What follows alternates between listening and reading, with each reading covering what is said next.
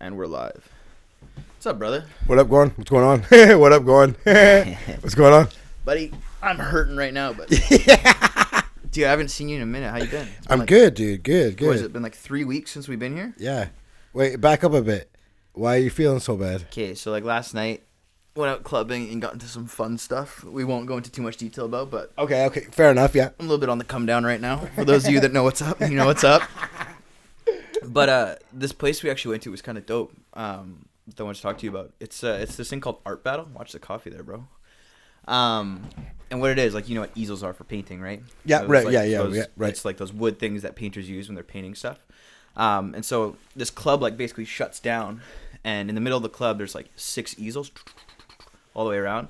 And these artists, basically, they have a 20-minute timer. It's like, ready, set, go. And they got, like... So all these artists are from Van? They're all local artists. Yeah, okay, yeah, all local and artists. What's kind of Okay, cool, too, is they have a wild card. And so in the second round, because there's 2 rounds, and the winner from each round, like, moves on to the next round. Right. And the wild card is just a person from the audience who came. And Oh, okay, trippy. Like, oh, yeah, you wow. put your name in the hat. You Definitely wouldn't be doing that. I have no artistic Dude, ability. it'd be so funny. I was thinking about it. I'm like going there with some buddies and just like sewering one of our buddies and putting their name in the hat would be Brutal. so funny. Oh, man. I'd be doing like Stickman. Oh, 100%. That's pretty much the extent I'm of so my... not artistic. Like, No, me neither. I wish I was good, though. Being able Like, you know, design my own tattoos. Like, that would be dope, bro. or like doing this dope like graffiti art or something like that. Yeah, for sure. You know, anything like that. Like, that's what I want when I buy a house, Yeah. my garage, I want someone to do like graffiti in the garage. Like a big mural. Yeah, just on all the walls. What do you want for like a mural? I don't know, just like whatever. Just like maybe hip hop, like faces, like just all it could be, graffiti like though. Nipsey, Kobe. Yeah, like, yeah, all but all that'd be graffiti. Sick, dude. Just because you can do it in the garage, you can't do it in the house because right? But the garage is perfect for something like that.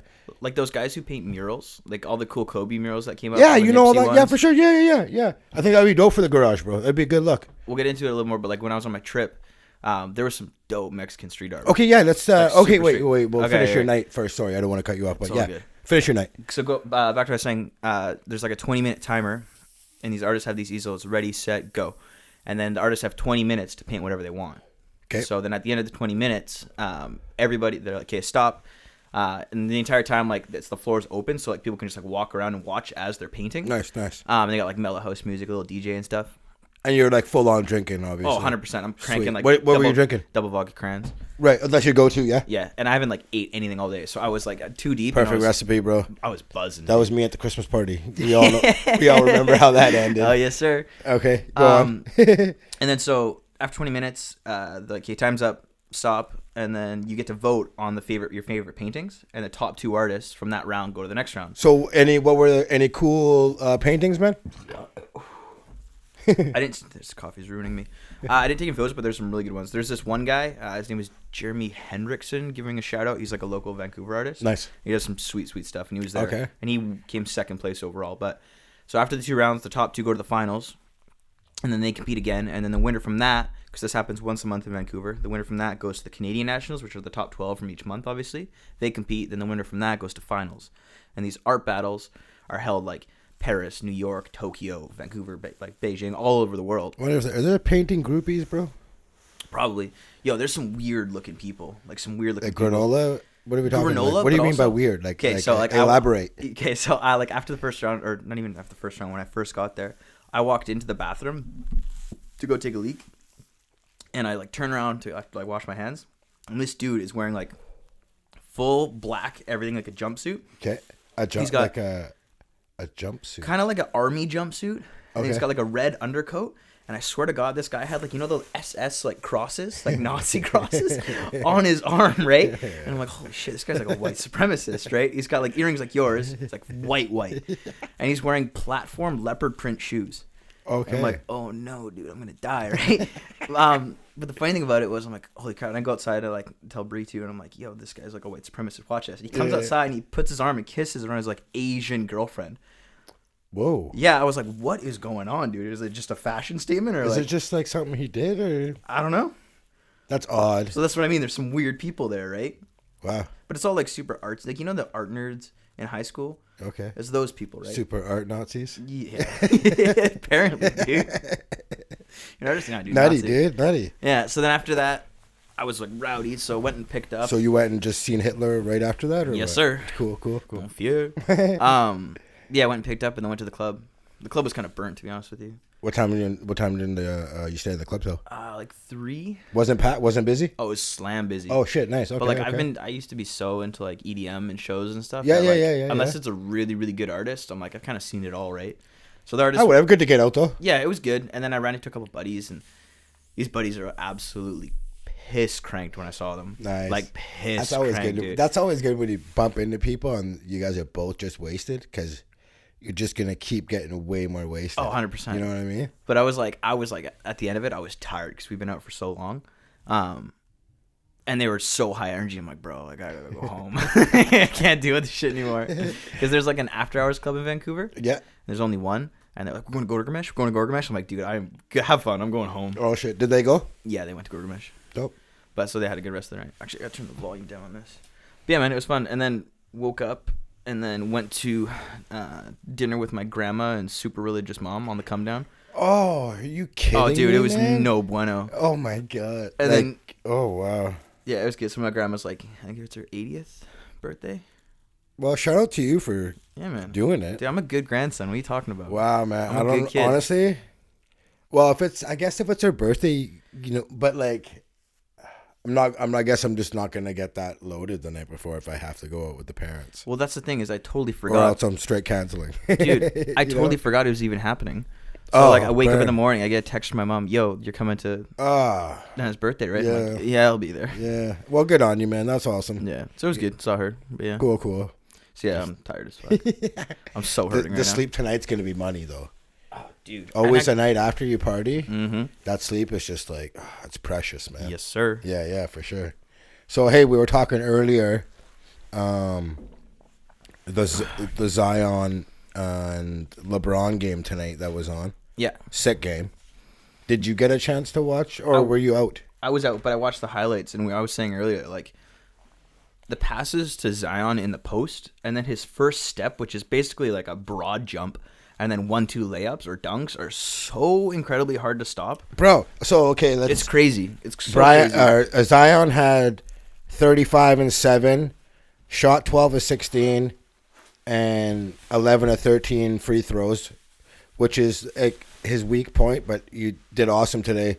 So 35 points in 33 minutes, although he did have 6 turnovers. LeBron had 34, 12, and 13. Those turnovers are going to go down over time. Oh, for sure they will. He's still going to do it.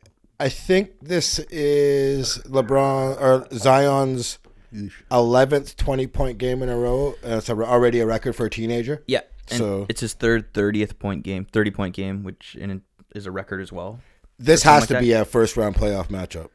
It would be so good. This must-watch TV, man. It was so good. On Tuesday, same thing. Definitely tuned in. LeBron went out for 40 that game. It was one of those things like you and I were saying that like this matchup is so much fun because LeBron's like, yo, not yet, kid. Like it's coming. Yeah, straight it's up. going to be your league soon, but not yet. Like, Not yet. I'm still here. And like, okay, I want to get to this too because it's like, I don't know how I feel about this right now. A lot of people are like, well, Zion's making a run at Rookie of the Year. Now, here's my thing. Yeah, I don't know. I love Ja. Love the Grizzlies, obviously, from Vancouver. Dude, put aside. Ja tries to posterize everybody. Yeah, I know. It's so sick. And then, yesterday against the Lakers. Yeah, against AD. Big look by Ja. Mm-hmm. Like, he, what was it, 27 to 14? I can't really remember, but it was something ridiculous. But now they're saying, okay, Zion for Rookie of the Year. And I'm just like, no disrespect to Zion, but Ja's been here all year. Yeah. No one thought the Grizzlies were going to be this good. Mm-hmm. Zion's essentially going to be playing a college season, right? Yeah. With all the games. I honestly think whoever gets that playoff spot, because those two are fighting, they'll probably give it to that guy. I was about to say the exact same thing. You know what I mean? But I think it should be Ja, straight up, dog. Yeah, I mean, it depends. He plays the most important position, the hardest position to master, point guard, no doubt about it. It's the most skill-based position for sure. It's the most important, too. You're essentially the coach on the floor. Yeah. And like, this is no disrespect to Zion, because this kid is so crazy. Everyone obviously knows that watches basketball. It's like, it's one of those things though, like with Rookie of the Year, I find that it's like it's like MVP, right? Like who made the biggest impact on their team.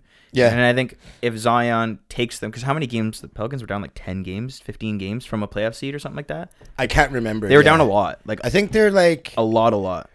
With this loss, I want to say they're 8-7 now with Zion. But this is when if I'm not mistaken. I might be wrong on that, but whatever. I think I'm pretty close anyways. But either way, they went from like a team that was on a downward spiral. Obviously, like BI is playing really good, but I think their strength of schedule too is like, I want to say the easiest or third easiest, and Memphis has the hardest strength of schedule. Really? So that plays definitely going to play in a factor. That's not looking sure. well. Eh? You know what I mean? But like, here's the thing: I love Ja, love the Grizzlies, but I want to see Zion, LeBron. So do I. It's so much fun, man. You know what I mean? Like, who doesn't want to see that? I think. And then you got, don't get me wrong too, you also got Ingram and Lonzo ex-Lakers. Like, it's the so storylines are just so endless. interesting. You know what I mean? Like, it's nutty, man. And I think the NBA like is going to push that narrative as well, which is they, why I think they want it. They want it so bad. Yeah. They're not going to say it, but they want it. No, so I think Zion will probably end up winning it just because of that, whether he deserves it or not. Yo, if Zion gets his team in the playoffs, I'm not going to be mad at it, but it's kind of leaves a bad taste in your mouth where you're like, bro, like. I don't know. I think I'm going on record. I think Ja deserves it. I might be a little biased, but honestly, like over the course of the whole season, kid is sick, man. Yeah, I can understand why. Kid is sick, dude. You know. I finally saw the Tyson Fury Wilder fight. Okay. Because we got to get into this.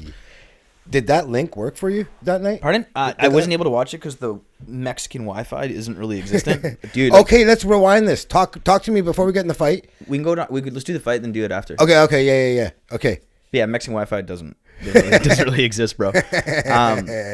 Honestly, so first of all, could I just do a little quick correction? Yeah, go for it. That wasn't a fight. That was an ass whooping. Dude, I was about to say, my first reaction is just, it was embarrassing to watch. It was hard to watch, man. Like, man. Okay, if I can ever find my notes here, I'll start talking. Get to it. Either way, Deontay Wilder did not look like he belonged in that ring. Like, at all. Like, we've heard now, since the fight's over, you heard of the excuse. We all good here, bro? Yeah, no. We got a code red, or what's going on, dog? Okay, just making sure, bro. Just making sure. Quick movements. No.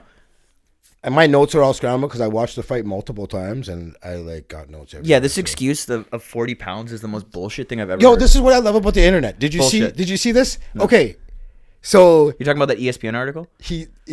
Someone brought up a clip. Old JRE. Yeah. Deontay says in the clip.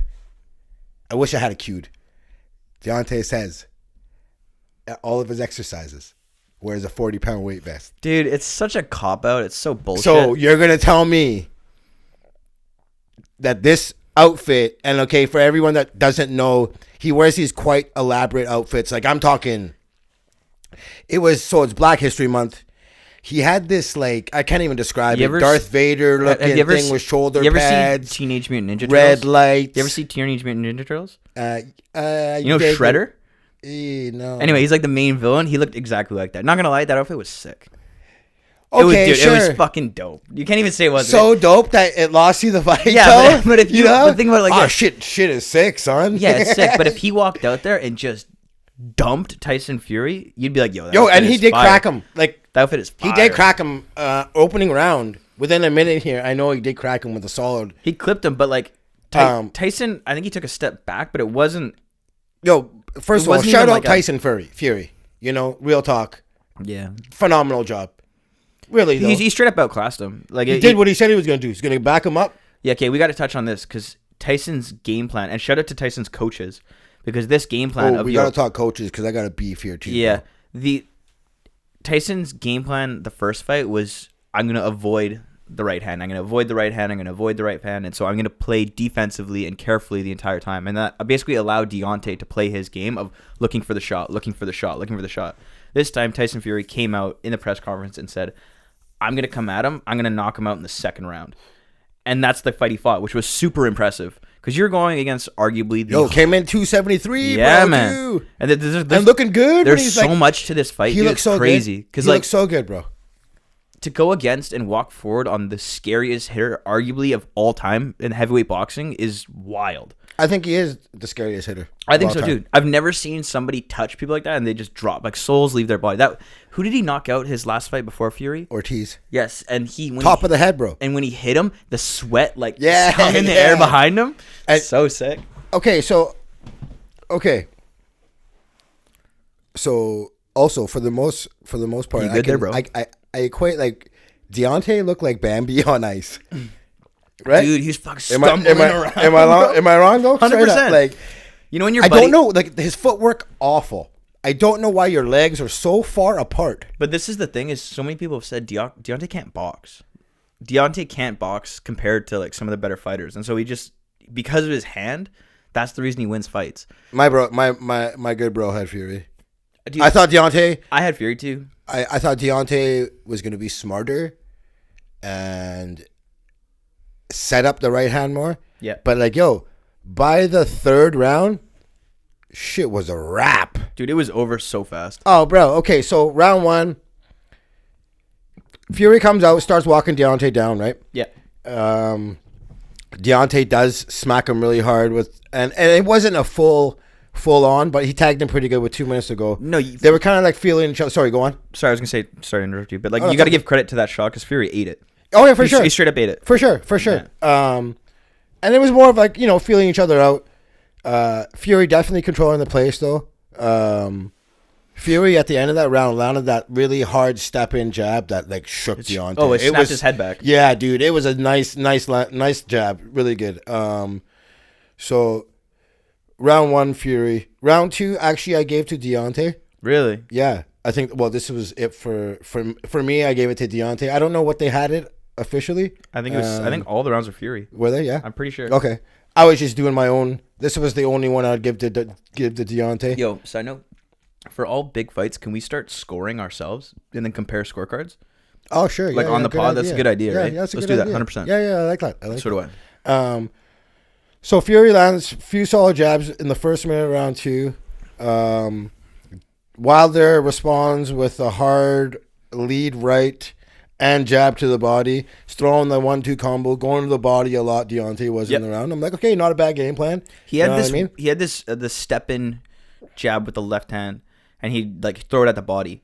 Deontay would. He'd step in, jab to the body. Step in, jab to the body. That's great. Bigger guys, throw him down, make him stationary, and then really land that 1-2. Jab. That was the straight right. Only shot he had the entire. That was literally the one punch he could land the entire fight. That's like even the first fight, and even the first fight he would set the right hand up so brutal. Yep. Like you didn't even have to be a professional boxer. But it wasn't even to see that coming though. But it wasn't even the right hand that dropped Fury. It was the left hand. The first fight. The first fight was it the left? It was. It was, and then he got him on the way down too. Exactly. But it was initially it was the left hand. Was it the left and then the right on the way down? Pretty sure it was left and then step in right. Nice. Okay. I'm pretty sure. So when we get to the third round here, this is when Deontay starts getting into the problems. In this round, Fury really finding his range, and this is like Deontay's like way too far out to be landing any punches. He's throwing them, but you can tell like you got to close the distance, and he just wasn't. Well, and that's the thing is the shots that he was landing, it was at the end of his range, and so the shots were kind of just glancing off Fury. They weren't impactful, right? Like I think the significant strike numbers Deontay had not significant strike, but punches landed. He had a decent amount of punches landed, but none of them actually did any damage apart from that one in the first round. Right. Fury drops him with a left hook, right hand combo. Wilder gets up, doesn't look good right off the bat though. You can tell. Oh, he was like out of it right from that point on. The fight was over. Yeah, it did not look good. What do I got here too? I can't remember. What do you remember when that happened? I don't have it in my notes though. When that happened, so he got finished in the 7th. He got dropped. Do you remember when that first knockdown was? I think it was the 4th. Because I know he got dropped in. I think it was the 3rd. The 3rd was. I just thought the time was. I don't remember. I'm pretty sure he got dropped in every single round after that first drop. Okay, and then 4th round he came out still looking wobbly. Mm-hmm. There was one round he slipped. That's the 4th. Yeah, okay. He's trying to like hug him and whatnot. Yeah. this is the thing we were talking about, the footwork. Like, I don't know what you're doing. Like I said, Bambi on ice, man. It was like one of your buddies is like way too drunk and he's stumbling backwards and he's just like, it was embarrassing, and like, dude. For him too, like he would, for getting out of the punch, he's like just leaning his head back, like, and he was going straight back. There was no rolling, there was no nothing. Like, dude. what are you doing, man? He looked bad. Like, he looked bad. So okay, 5th round, Fury lands the sick right that just rocks him. Like, later knocks him down with a body shot with the left hand. Deontay gets up, but it's over. Like, you could just see it's the beginning of the end. Survival mode. Fury's all over, and this is what I thought was great too. When Fury would just clinch and lean on him, you know, like you're gonna feel my 273. He was straight grappling, or him. Even maybe it's probably above 273. They got weighed the day before, like, so he basically had Deontay in like a front head and arm with his chest right on on his head, on his neck. Like, it was smart, man. And really smart. Yo, Tyson Fury with the feints and the twitching and like, he just looks so good for a guy 273. Like, he could look like he was like 240, bro. He reminds me of Jokic. Oh, in the NBA, like body type wise, just this weird kind of a bumbly guy, but like he's super coordinated. Yo, like I just thought he fought the fight of his life. He did everything like just like Joshua in the rematch. Did everything perfect. Yep. I thought Tyson, everything in the rematch, you couldn't have been better. Bro. And it was one of those things too, where like if he had stayed on the outside and fought him the same way he did in the first fight, there'd be a lot of criticism of like, yo, you just got lucky, you avoided the shot. You can't argue this fight. Tyson went at Deontay. Oh, yeah. And he Deontay's face, his ear bleeding, his left side of his mouth bleeding. He was fucked up. He's splitting up mad blood, son. They were saying, and when your ear bleeds like that, when they were watching, when they were calling the fight, they were saying blown eardrum. That's a telltale sign. That's why his equilibrium might be off. I'm like, okay, this makes sense. Yeah. Right? Yeah. Well, it turns out that wasn't the case. But like, yo, when you see someone bleeding like that, dude, and that spot. Yo, remember when Tyson was like licking his blood, dude? Yeah, son. He's like, he did say, I want to taste his blood. Yeah, with coronavirus going around, shit, I don't know about that, bro. I thought that was sick. This is what I love about Tyson. And like, yo, we'll talk about this interview that he had after about him celebrating. So, okay. I don't remember where we're at here. Oh, yeah, 5th round. This is when he was leaning on him. Deontay's in survival mode, like we were saying, bleeding from the mouth and ear. And then the ref docks Fury for like basically not listening to him. I'm just like, at this point, it didn't even matter though. But there was also like, I think it was around 6. There was a couple times where the ref had warned them, like, hey, you need to listen to me or I'm going to start docking points. You need to listen to me. And then Deontay had thrown a couple body shots to Fury in the clinch, like, right. But the ref was on the left side and he was digging in with the right, and the ref didn't catch it. Right? Nice. So I think Tyson was just like, "Fuck you, I'm gonna get back for you for that." And then Tyson's just like, "I'm just gonna lean on him until the ref really pulls me off." Yeah, like, this is working. This is smart. Great. You know really what I mean? And like, so I mean, it was really smart during like given boxing rule sets, but to me, it was like, I don't really want to see that. Like, I'm not here to see grappling. You know what I mean? Yeah, no, I hear you. But yo, to Tyson's credit, he did lay the shots on him. He didn't like, you know what I mean? No, 100%. Like, I thought it was just great part of his strategy. He didn't win. Obviously, that didn't win him the fight doing that. It was an effective strategy. But like, I understand. Like, okay, if you're getting in close, like dirty boxing, right? Like, quick 1, 2, 3, and clinch up, right, and then break away after the ref separates you. But like, I don't know. I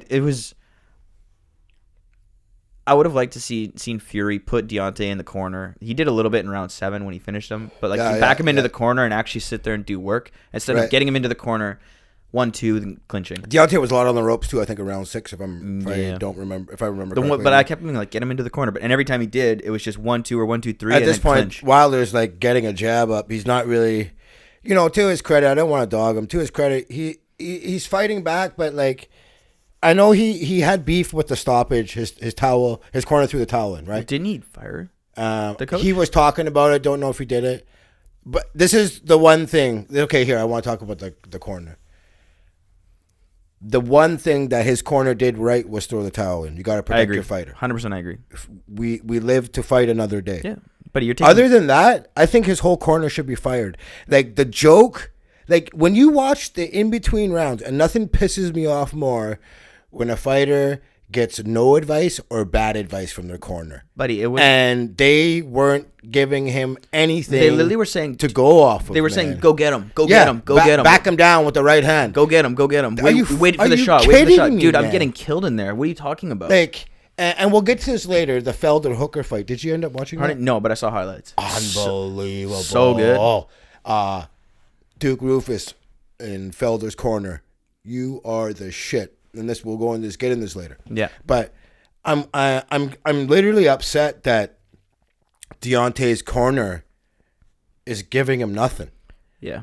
You know, you're not helping him at all. You know what they weren't even wiping the blood from his mouth. Like Lennox Lewis was like, "Yo, it was weird. What are you guys doing?" It was really weird. Weren't touching his ear, weren't wiping the blood from the mouth, and I'm just like, this has got to be some of the worst cornering job I've ever seen in my life, man. It was just sloppy. I felt bad for Deontay. Almost. It was sloppy. You know, you just left him out there like that. Like, okay, yeah, like I said, I gave you credit for throwing in the towel. Yeah. But you guys should be fired. I agree. Deontay, 100%. you exercise your rematch clause. You need to get new guys. I don't care. So, if you're going to the rematch with these guys, you're done, son. I was about to say, I'm like, do you think, because that can go either like really good or really bad, because if there's a rematch, it's going to be during the summer because that's prime boxing. Yeah, I think they're targeting July. I think something like that. But going to a new camp and then having a fight that fast. No, it can't get any worse than this. Forget, no way. You're going to get murdered if you stay with these guys. Where does he go? I don't know, but you leave these guys. After seeing that, like, I was disgusted, bro. Like, yeah, I don't know where you. I think like because with MMA at least, I don't like not in as deep into boxing. Like I'll follow the fighters and stuff, but camp wise, I don't really know what I'm talking about. But from what it seems like with MMA, like if you want to switch camps, there's a dozen different good camps that you can go see. A bunch of good guys. There's Frost, Duke Rufus, AK. There's all those guys, right? Like there's at least a dozen of them who are reputable, good. Right. I don't know if in boxing there's that. Well, I don't many know, like, I don't know that coaches are quality that like good that. enough. Like you got Freddie Roach, Manny Robles. Like you do have. You got the Canelo team. You got a couple guys. You right? got like I would want to say like 5 really solid guys. There are guys to go to. That's what I'm saying. 100%. There are guys to go to. But this is, but it's like, do those other camps already have a heavyweight? Don't matter. I'm not sticking with these guys. That's what I'm saying. You're a sucker if you do. I agree, but then it's like, okay, in 6 months, am I going to like a potentially worse camp? Or this camp just changes your life and unlocks something that you've never seen before. Yeah. Which I'm betting on. Because after this bullshit advice, bro. Honestly, I agree. It was absolutely terrible. But unreal, I'm saying is like, I don't know enough to be like, he should leave or shouldn't leave for this next fight at least. Gone. I think long term, yes, but son. I don't know, man. Gone. I don't know. Okay, I want to say this too. He was very gracious in defeat. Yeah, he was. I give you mad props for that. You know what I mean? I don't know if I could be that gracious, to be honest. You know what I'm saying? He said he wanted to die in the ring, and it's not about that. Like I said, live to fight another day. You got kids. You know what I mean? So, now, I think as soon as Fury got up from the last fight in the 12th round, it fucked up Deontay in the head. It's over for him. He never seen anyone get up. As soon as Fury got up, and then remember, Fury won that round after, right? Well, this is the thing. I think that changed everything. From that, so that was the beginning of the end for Wilder. Once these knockout guys, once they can't put someone away, once the guy doesn't get knocked out, oh, dude, he was. It flips out. That. But I know what you mean. He got up. Nobody's ever gotten up in history, bro. Not like that. And he sees him like you. I remember too when he knocked him out. He threw his like hands looking up. At the crowd like he's just like, done. I got this. Yeah. It says like, nah, Undertaker got up. Yeah, no shit. I think that's the beginning of the end of Deontay, in my opinion. I think so too. It was one of those things. I was looking at a stat. That just fucks you up mentally, bro. You can't. That's like one of those things, like I say, where like you hit him with everything you had and it wasn't enough. Yeah. Like what else are you gonna do? Exactly what I'm saying. What else are you gonna do? It's over. I think that was mentally that was it. Yeah, I don't. Maybe he knows it subconsciously, whatever you want to call it. Yeah, you're right. In my opinion, I think that was the beginning of the downfall. Yeah, you're 100% now, right. Is Wilder ever going to be the same? I don't think so. Like I said, when you get these guys invincible, undefeated, I think 42 wins with 41 knockouts, whatever it is. I think boxing, like difference between MMA and boxing is boxing. Because you're so protected when you're getting brought up. It's like, okay, the matches is you're gonna starch this guy, you're gonna starch this guy, you're gonna starch this guy, and till you get to the top, and then there's like 5 guys that you actually got to worry about, right? Where I think like boxing egos are so fragile. I don't know, maybe not fragile is the right word, but it's super super easy for your ego to swing the wrong way and go like.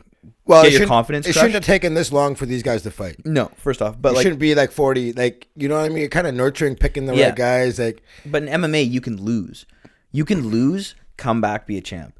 You MMA, can lose you're at the fighting beginning, the toughest guy right all away. the time. Yeah, exactly right. Boxing, so it's not like that. There's a lot of guys who have like say 12-2 records, 10-1, or whatever it is, who end up being champs. Right? Like losing is it's almost expected. Where with boxing, I feel like once you lose, like. You're not the same person anymore. With MMA, you can lose and it's okay. Well, clearly, with like I said, these guys should have fought a while back. Like, shouldn't take this long.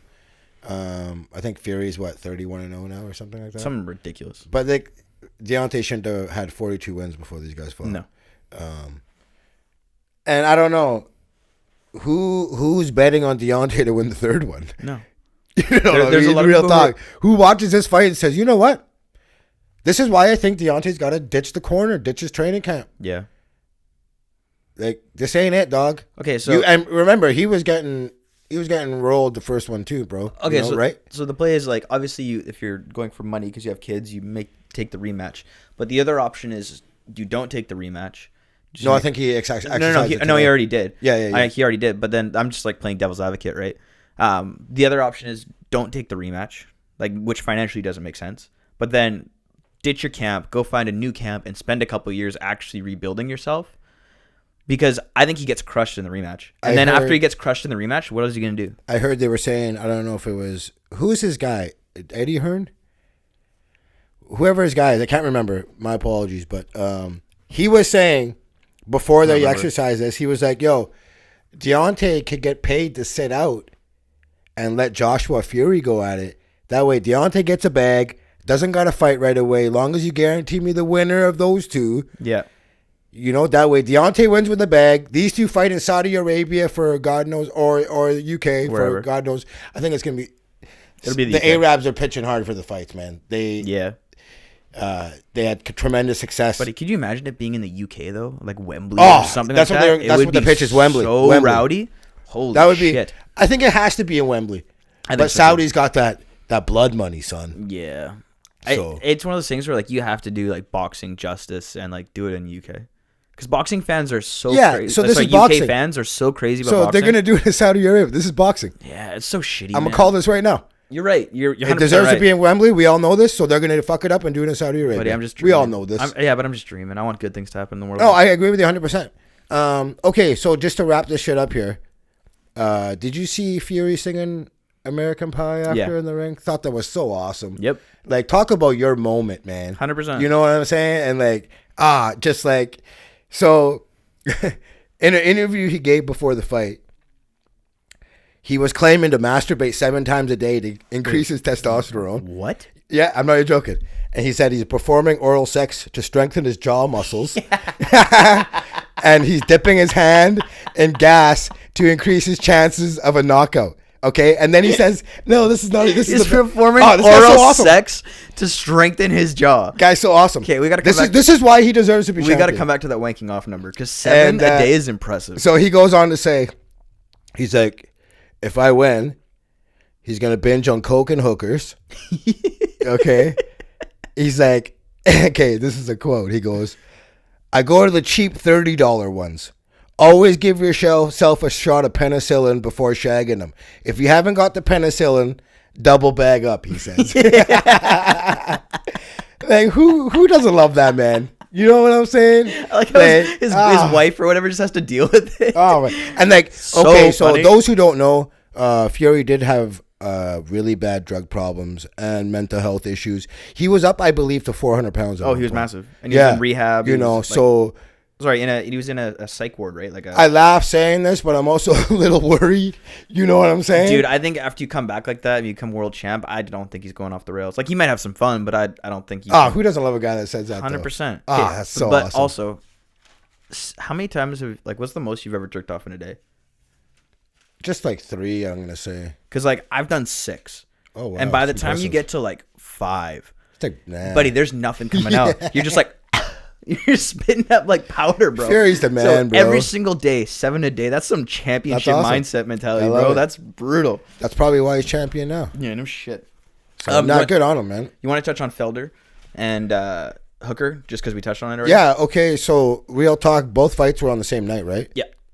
Which was nice, but because the first one was beforehand. I really. enjoyed the Felder Hooker way more, Dude. because like I said, the Deontay fight was an ass whooping.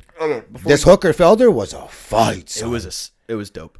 Who, before we get too into it, who did you have winning the fight? Yo, I had Hooker winning it, Okay. but you know this is a fight that could have gone either way, and nobody's gonna be mad. Yeah.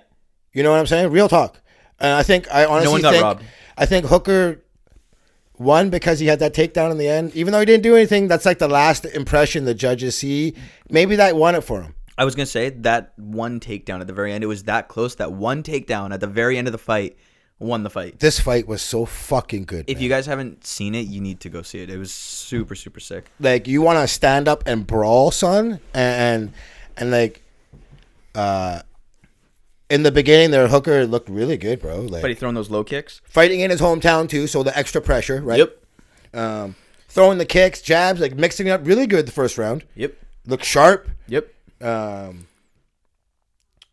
Won the round, obviously.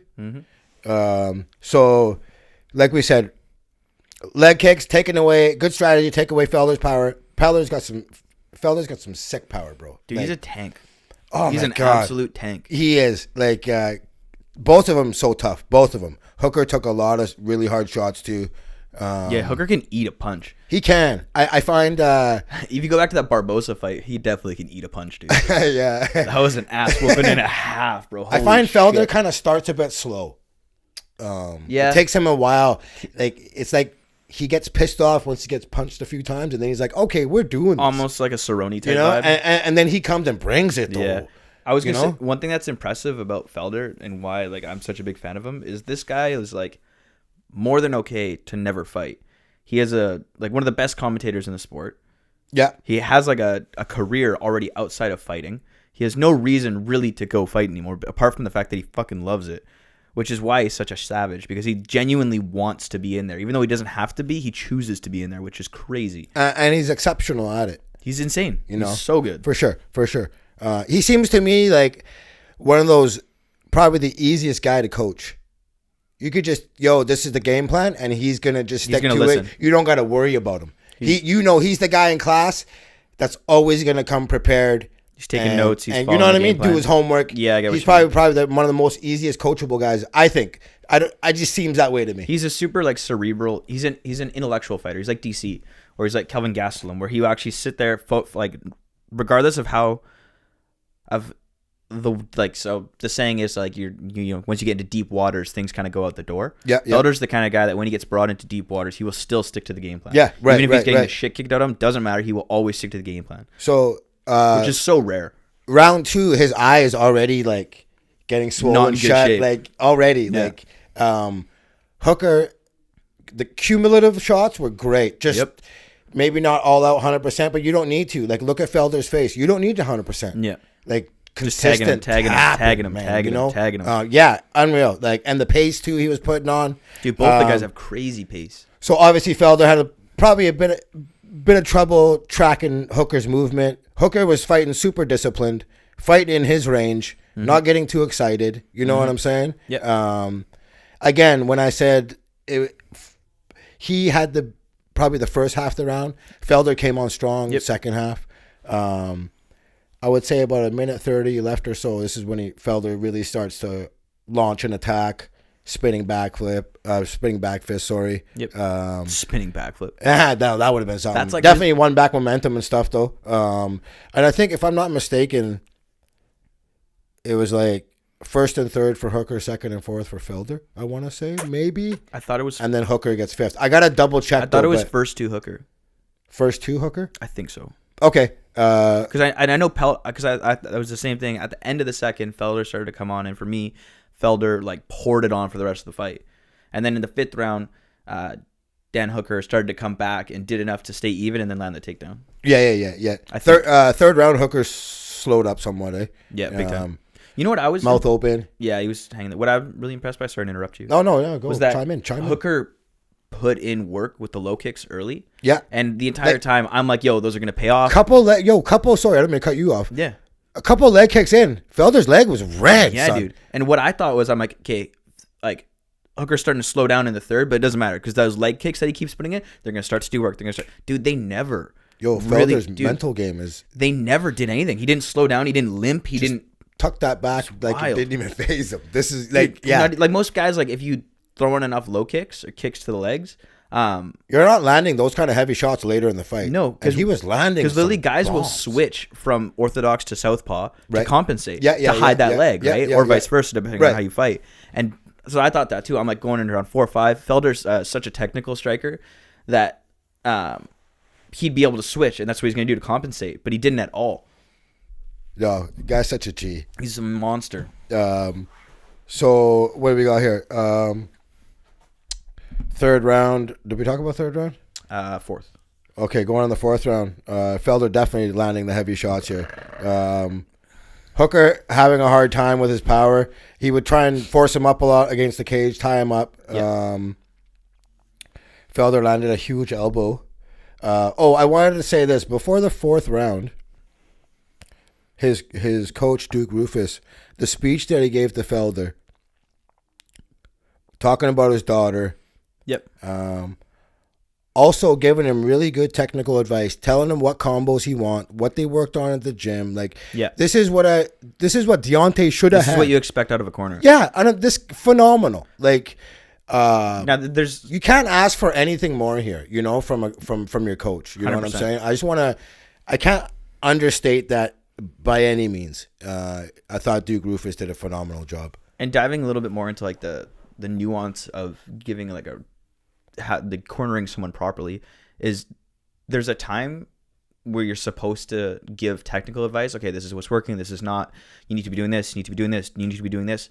But then there's a time like going into round 5 where it's you got to motivate that guy. It's not about technicality anymore because he already knows what's going on. Yeah. It is, hey, the rounds are even. This is the fight right now. You need to throw everything at that guy. You need to know how he gets motivated. And for Felder, it was his family. So his coach was like, this is for your daughter. This is for your wife. This is for your legacy. This is everything you've ever wanted. You need to put it all on the fucking line. No, it was great, man. And knowing when to change from giving technical advice to straight motivational is something that's really rare. And Duke was on point between every round too. Not just like this. Like he was just on point. He's an insane coach. It was great. So. He was also solid leg kicks in round 4. The sick jab straight right combo. Felder looked really good in round 4, I thought. Yep. I thought he might finish him in round 4. I think the round ends with both of them just, what was it, against the cage, just tied up, or I believe so. The strikes through round 4, though, this is how close it was. Felder 113, Hooker 106. Like razor thin through 4, bro. And this is what we were talking about, where like the significant strikes were going both. Actually, I think we were talking about we were talking about this. I was thinking about the other fight. That Hooker was landing just as many shots, but his shots weren't as significant. Right. Not even close, right? It was like at the beginning, yes, but as the fight progressed, Felder still had power and Dan didn't. Like I thought, for like real talk, Hooker's face would have been a little bit more busted up from some of the shots. He was getting touched. Like, oh man, yeah, he's got a good chin. They both do. You know what I mean? Yeah, you gotta give credit where credit's due. They both took some shots for sure. And yeah, just a great fight. And like we said, round 5, they're both obviously tired. Felder opened the round looking really solid, landing the power shots early. But yeah, it was like back and forth, and then like we said, the lasting impression was the takedown. Probably what sealed the deal for Hooker, right? Yeah. And like I said, I'm not mad at it. Even if it went the other way, wouldn't be mad at it. It wasn't was a robbery. That close. It was one of those fights where it's just at the end. It was at the end of the round, and someone's got to do something. And Dan shot, and he landed it, and that was it. Oh, and they were like so tired. Like Hooker just collapsed at the end of the fight there. Yeah. Just gassed, bro. Yeah, dude. And it's just like that's what you like to see, though. Literally leaving it all on the line. out there. You know what I'm saying? This is what killed me after, though.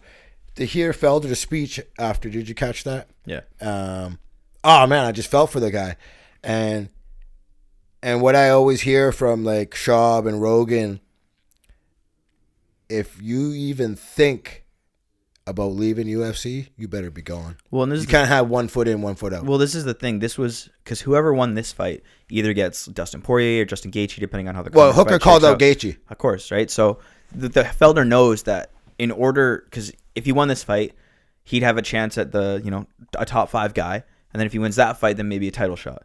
So, but because he lost, he knows that in order to get back to this point, he'd have to win 2-3 more fights, and he doesn't have that in him. So he retired like on the spot, didn't he? He like took his glove off. And he's like I'm gonna go back and think about this with my team. He says afterwards, but it sure sounds like he's done. Yeah, and this is the thing too. Even if you're thinking about it, you can't hang around because that's when you get seriously hurt. Yeah, don't half be. You can't half be in it. No, and he has an exit strategy like we were talking about. He's a great commentator. Like go commentate. So and yeah, like if you already have an exit strategy. Do it while your brain's still intact. Man. Yeah, like let's get out while you can, and where you're able to still play with your kids. You're gonna go to war a bunch more times like that. No. Yeah, and who knows what happens after CTE? All it takes is one starts fight. Pulling a Aaron Hernandez. Straight you know up. What I'm saying? Who knows? But like the selfish side of me loves him. Yeah. Like his style of fighting. He's so much fun to watch. Dude. And I'll never be mad at a Felder fight. You know what I'm saying? But real talk. I think it's time to just. I think so too. You know, and he's had an unreal career. He's super respected. Yeah, nothing to be sad at. Definitely not, man. Mm-hmm. So if that's the route you choose, so be it. You had a great career, and congrats to you. And if you do decide to come back, fuck, I'll be here watching. Yes, sir. Now, quick. Personally, I think Gaethje knocks out Hooker. What do you think? Yeah, I think Gaethje runs through him. Yeah, I think so too. I think Gaethje is so explosive. You bit off more than you can chew here, Hooker. You know what I'm saying? That's what I think so. Yeah, and if the Barboza fight is any like, I will say this though. Sorry, I didn't mean to cut you off. It's all good.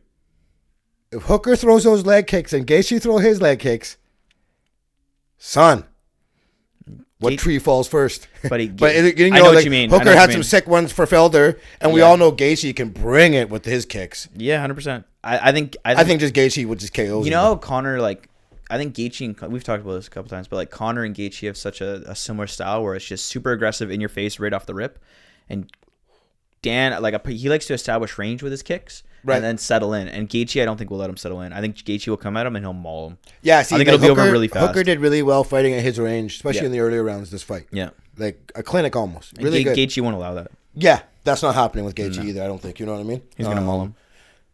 Wouldn't be mad at watching the fight though. Let's make it happen. 100% I'd watch you know what I mean? Straight up. So. Okay, so sticking with the UFC. Next fight coming up, Adesanya versus Romero. Yeah. When is the date on that? Do you remember? That's next Saturday. Sweet. The 7th. Honestly, I think Adesanya pieces them up for. I want to say it's over in the 4th. I was gonna say at the end of the 3rd. Like Romero, tough son. You know what I mean? Cuban Missile Crisis. I do. You know what I'm saying? That's such a good name. You know what I mean? Yeah, dude. And I think that toughness, but I think a normal man will probably be out of there in round 2. I'll give Romero another couple. Everyone, this is what I hate. Not hate, but his wrestling is so good, but he just never uses it. I know. You know what I'm saying? Everyone talks, his wrestling is wrestling. Yeah, agreed, but do you think he uses it this fight? I think he has to. I think so too. I think if he actually wants to win, he has to use his wrestling. He has to. I think honestly, I just think the age difference, even though he's phenomenal and the man is 57 years old, bro. Cuban supplements. He's old as shit. He says he's 42. I don't buy it. He's probably guy could be 48. Yeah, 100% straight up, dude. Never trust a Cuban's age, man. But the guy's seriously a Greek god. Yeah, he's beautiful. You know what I'm saying? He's absolutely beautiful. He's busting backflips in the stage and stuff. It's not right. That's what I'm saying. Something with those Cuban supplements, man. No, right? But super geek for the fight though. Yeah, me too. I think it's gonna be another banger. I think so too. But I don't know. I just see Adesanya. I think it's just almost gonna be like a sparring match for Adesanya. He's too good, man. Just gonna move around, pick him apart. He's just so great, and he's too good. It's just gonna be like elbows and I think it's going to be a clinic. Honestly, I do. So too. You know what I mean? Okay, so UFC, it's said that they have about 350 million cash, right, on hand. That's what they're holding. Okay. So what they did this past week, which is pissing off, I guess, every fighter out there, is they unleashed a 300 million dividend. So now people are starting to get paid. Yeah. So out of this dividend, for example, Dana White gets a $3 million pie. Yep. Endeavor CEO Ari Emanuel gets $3 million. All the big dogs. Yeah, right? it's just ownership, right? Mark Wahlberg and like all these actors, they get a small piece. Yep. You know what I'm saying? So roughly half of it's going to go to Endeavor, which those who don't know bought a 50% stake in the UFC in 2016 for $4 billion. Endeavor also owns talent agency WME, William Morris fashion and sports media agency IMG. WME is huge. They do everybody. Endeavor is huge. Like those guys seriously got a lot behind them. Now here's the thing though. $4 billion. I guess people are saying that the reason why this happened is because I guess Endeavor tried to do an IPO last year and failed miserably. Oh, really? Yeah. So I guess, they want cash influx. You know what I'm saying? So basically, this leaves UFC with $50 million only. Now, here's the thing. Sources told the Post that the cost of the UFC paid the fighters. Let's see. Yeah, last year the fighters cost the UFC less than $150 million last year, or that's 16% of the $900 million revenue. Dude, we got 16% only. Yeah, that's such a small chunk. Compared to NBA, NFL, and Major League Baseball, they're 48 to 50%. So that's vastly wild. underpaid. That's bro. wild thinking about those numbers. 16%. Okay, and now UFC counters this by saying we pay more than any other promotion. I guess Josh Thompson on Rogan there a while back. Yeah, he says differently. I remember specifically him saying his checks were bigger in Bellator than they were in UFC. Than the UFC guys, sorry. Yeah. I didn't hear so that. I don't know. I totally remember him saying that. So I guess the UFC is getting sued by a group of UFC fighters from 2014, including Kung Lee, John Fitch, Kyle Kingsbury. They're suing Zuffa, basically saying anti-competitive practices intended to drive down the compensation costs, including forcing fighters into long-term contracts that prevent them from fighting elsewhere and using its market dominance to coerce fighters to re-sign contracts. UFC, if they lose, could be on the hook for $1 billion in damages to over 1,200 fighters. So 1,200 people? Yeah, I guess it's like a class action kind of thing. Jesus Christ. About the IPO that we talked about. It was a $600 million IPO last fall. That failed. That failed. Yeah. So I don't know. I'm always with the players or the fighters. Me too. I always think they deserve a big piece of the pie. They're the guys that's driving the promotion. Yep. So, because the one thing about the UFC that's really shitty is with signing these long-term contracts. Like we always talk about this, how the UFC is the best promotion because you're fighting the best guys all the time. And like if you lose a fight or you lose 2 fights, like in order to get back to where you were, you have to run through 3, 4, 5 fights. And so a lot of the times guys will be doing good, winning 4 or 5 fights, start to get into the top 10 guys, lose 2 in a row, but they're still signed for 5 more fights because of these long-term contracts. And they're like, fuck, man, like I'm not going to go through the ringer and now I can't go to another promotion. I can't go to Bellator, and it fucks these guys over. And here's the thing too now. With Bellator, they're owned by Viacom CBS, right? Yep. And they're looking to expand in the U.S., Singapore. So they're looking to expand. One championship backed by Sequoia Capital. They're valued over $1 billion. They got a huge footprint, obviously, in Asia. Huge. So UFC with no money is not going to expand now. No. This is another problem. You're allowing the competition to gain a foothold on you. You know what I'm saying? I know you guys are about market dominance and whatever, but other guys, other promotions will pay. Yeah. You know what I mean? Guys are more willing to fight outside the UFC. This is about feeding your family. It's not about being a UFC fighter. Yeah. It's about who's going to pay me more. I don't care if I'm going to be on TV. I think overall, like obviously from the or whatever it is. You know what I'm saying? Yeah, I understand what you're saying for sure. But coming from that perspective, not even but I'm agreeing with you that from a fighter's perspective, this is actually a good thing. Because more competition for them means more competitive wages. Yeah. It means more ability to feed their families. Means if One and Bellator continue to grow and they're not doing these long-term contracts, less people are more likely to sign with the UFC because of them, and that's going to force the UFC to stop doing them. Yeah, no, I hear you. So, from the UFC perspective, not great. Sorry to cut you off. No, yeah, go ahead. But from a fighter's perspective, I think it's great. I think the more competition the UFC has, it forces them to do better as a company and do better by the fighters. And now that it's more common knowledge that fighters make shit money, like some of these guys are getting their faces caved in for $20,000. Yeah, oh yeah, for sure. It's fucked up. It's really fucked up. Bro, $900 million in revenue and you're paying your fighters 16% of that. It's crazy. You know, that's disgusting almost. And here's the difference though. If UFC wants to be known like as a professional sport, where's the union at, bro? They don't want to do a union. I never obviously. even thought about all that. the other guys have. Yeah, this is the problem with the UFC. Yeah, they 100% need. They need a union. UFC does not not going to allow it. This is the huge issue. All the other pro sports have a union. They need a union. 100% they do. So Dana and the boys don't want that, son. Of course they don't want that. But no, because that 16% ain't gonna slide no more. No. What do you think is stopping that from happening? The UFC. Yeah, but at the end of the day, like if they're like, okay, go fight somewhere else. See you guys. They just don't care. But this is what I mean. Is like you talk about. I don't think it ever happens, to be honest. But this is what I'm saying is that with other professional sports leagues, all the athletes get together and say, "Hey, we're gonna do a holdout." I don't think any fighters will do that. The language in the UFC contract, if I'm not mistaken, it's like they're an independent contractor or something. Do you understand the wording? Yep. It's something along those lines, how they're getting away with it right now. But realistically, if every single fighter said we're not showing up to our next fight, we're not available. That's not going to happen. But that's People what I'm saying. But that's what they need to do. To make it happen, that's what they need to do. Won't happen. It's shitty. Connor wouldn't even hold out. He's about his bag, son. And this is what I mean. You know what I mean? It needs to be the top level guys who are actually making money to set an example and say, yo, I will hold out with you. And we all know that's not going to happen. It's shitty, but I think it'll happen eventually, but it's not happening anytime soon. Nah. Like a long time away. And like honestly, you tell me if I'm a top guy and I'm gonna get paid $10 million, you want me to walk out on that bag?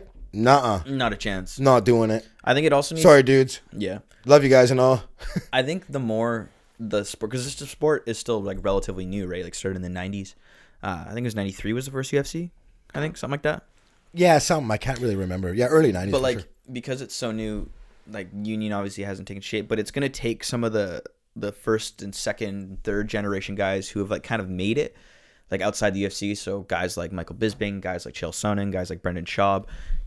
Right now they're about getting their bag, but once Chael and Brendan, Paul Felder, Bisping, these guys who have pulled, Daniel Cormier outside the UFC, I think Khabib once he retires too, Conor. But once these guys are starting to turn 50, 60, they're gonna be like, yo, I'm gonna try and give back to the sport a little bit, and I'm actually gonna push for this unionization.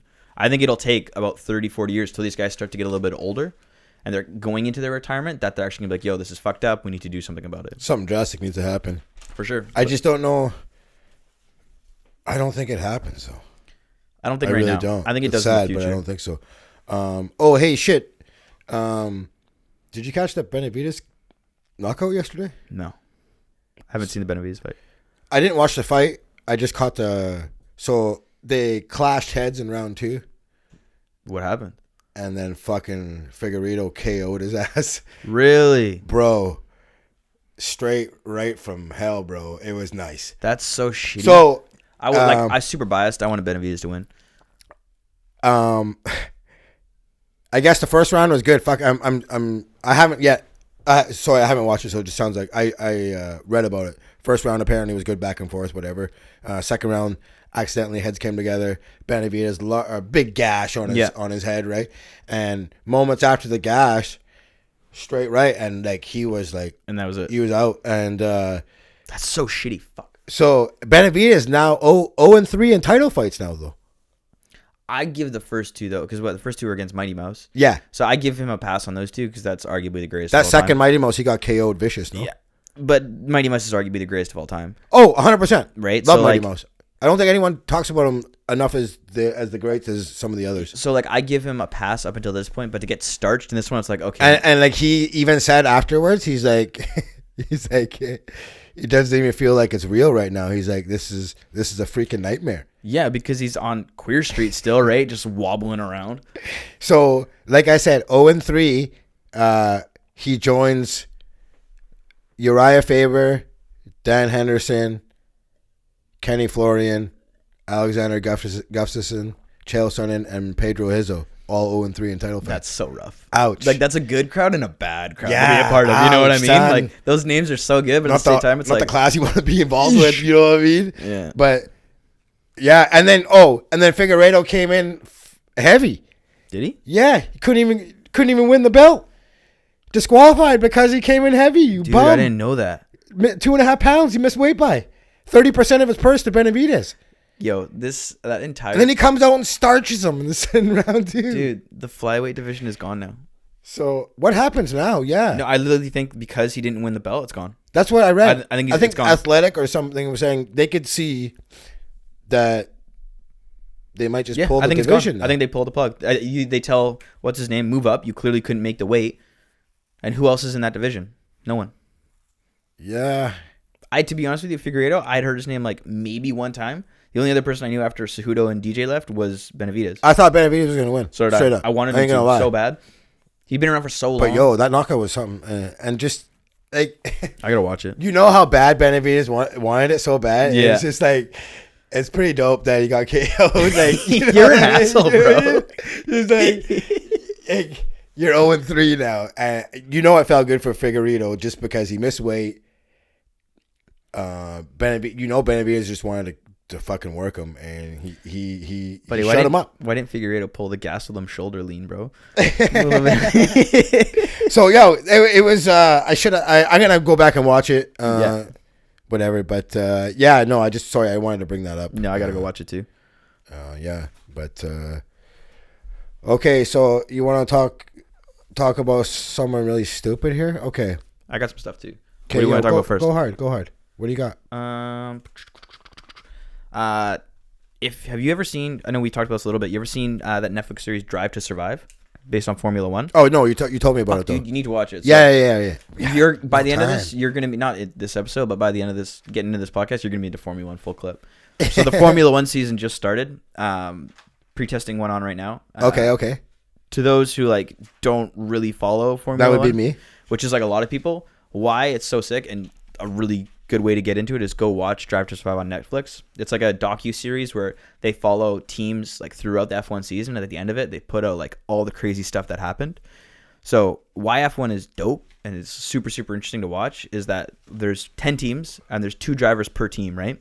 Yep. And so you would think, being a team, it's all about team dynamics and doing what's best for the team. It's the exact opposite. Okay. So your biggest rival is your teammate.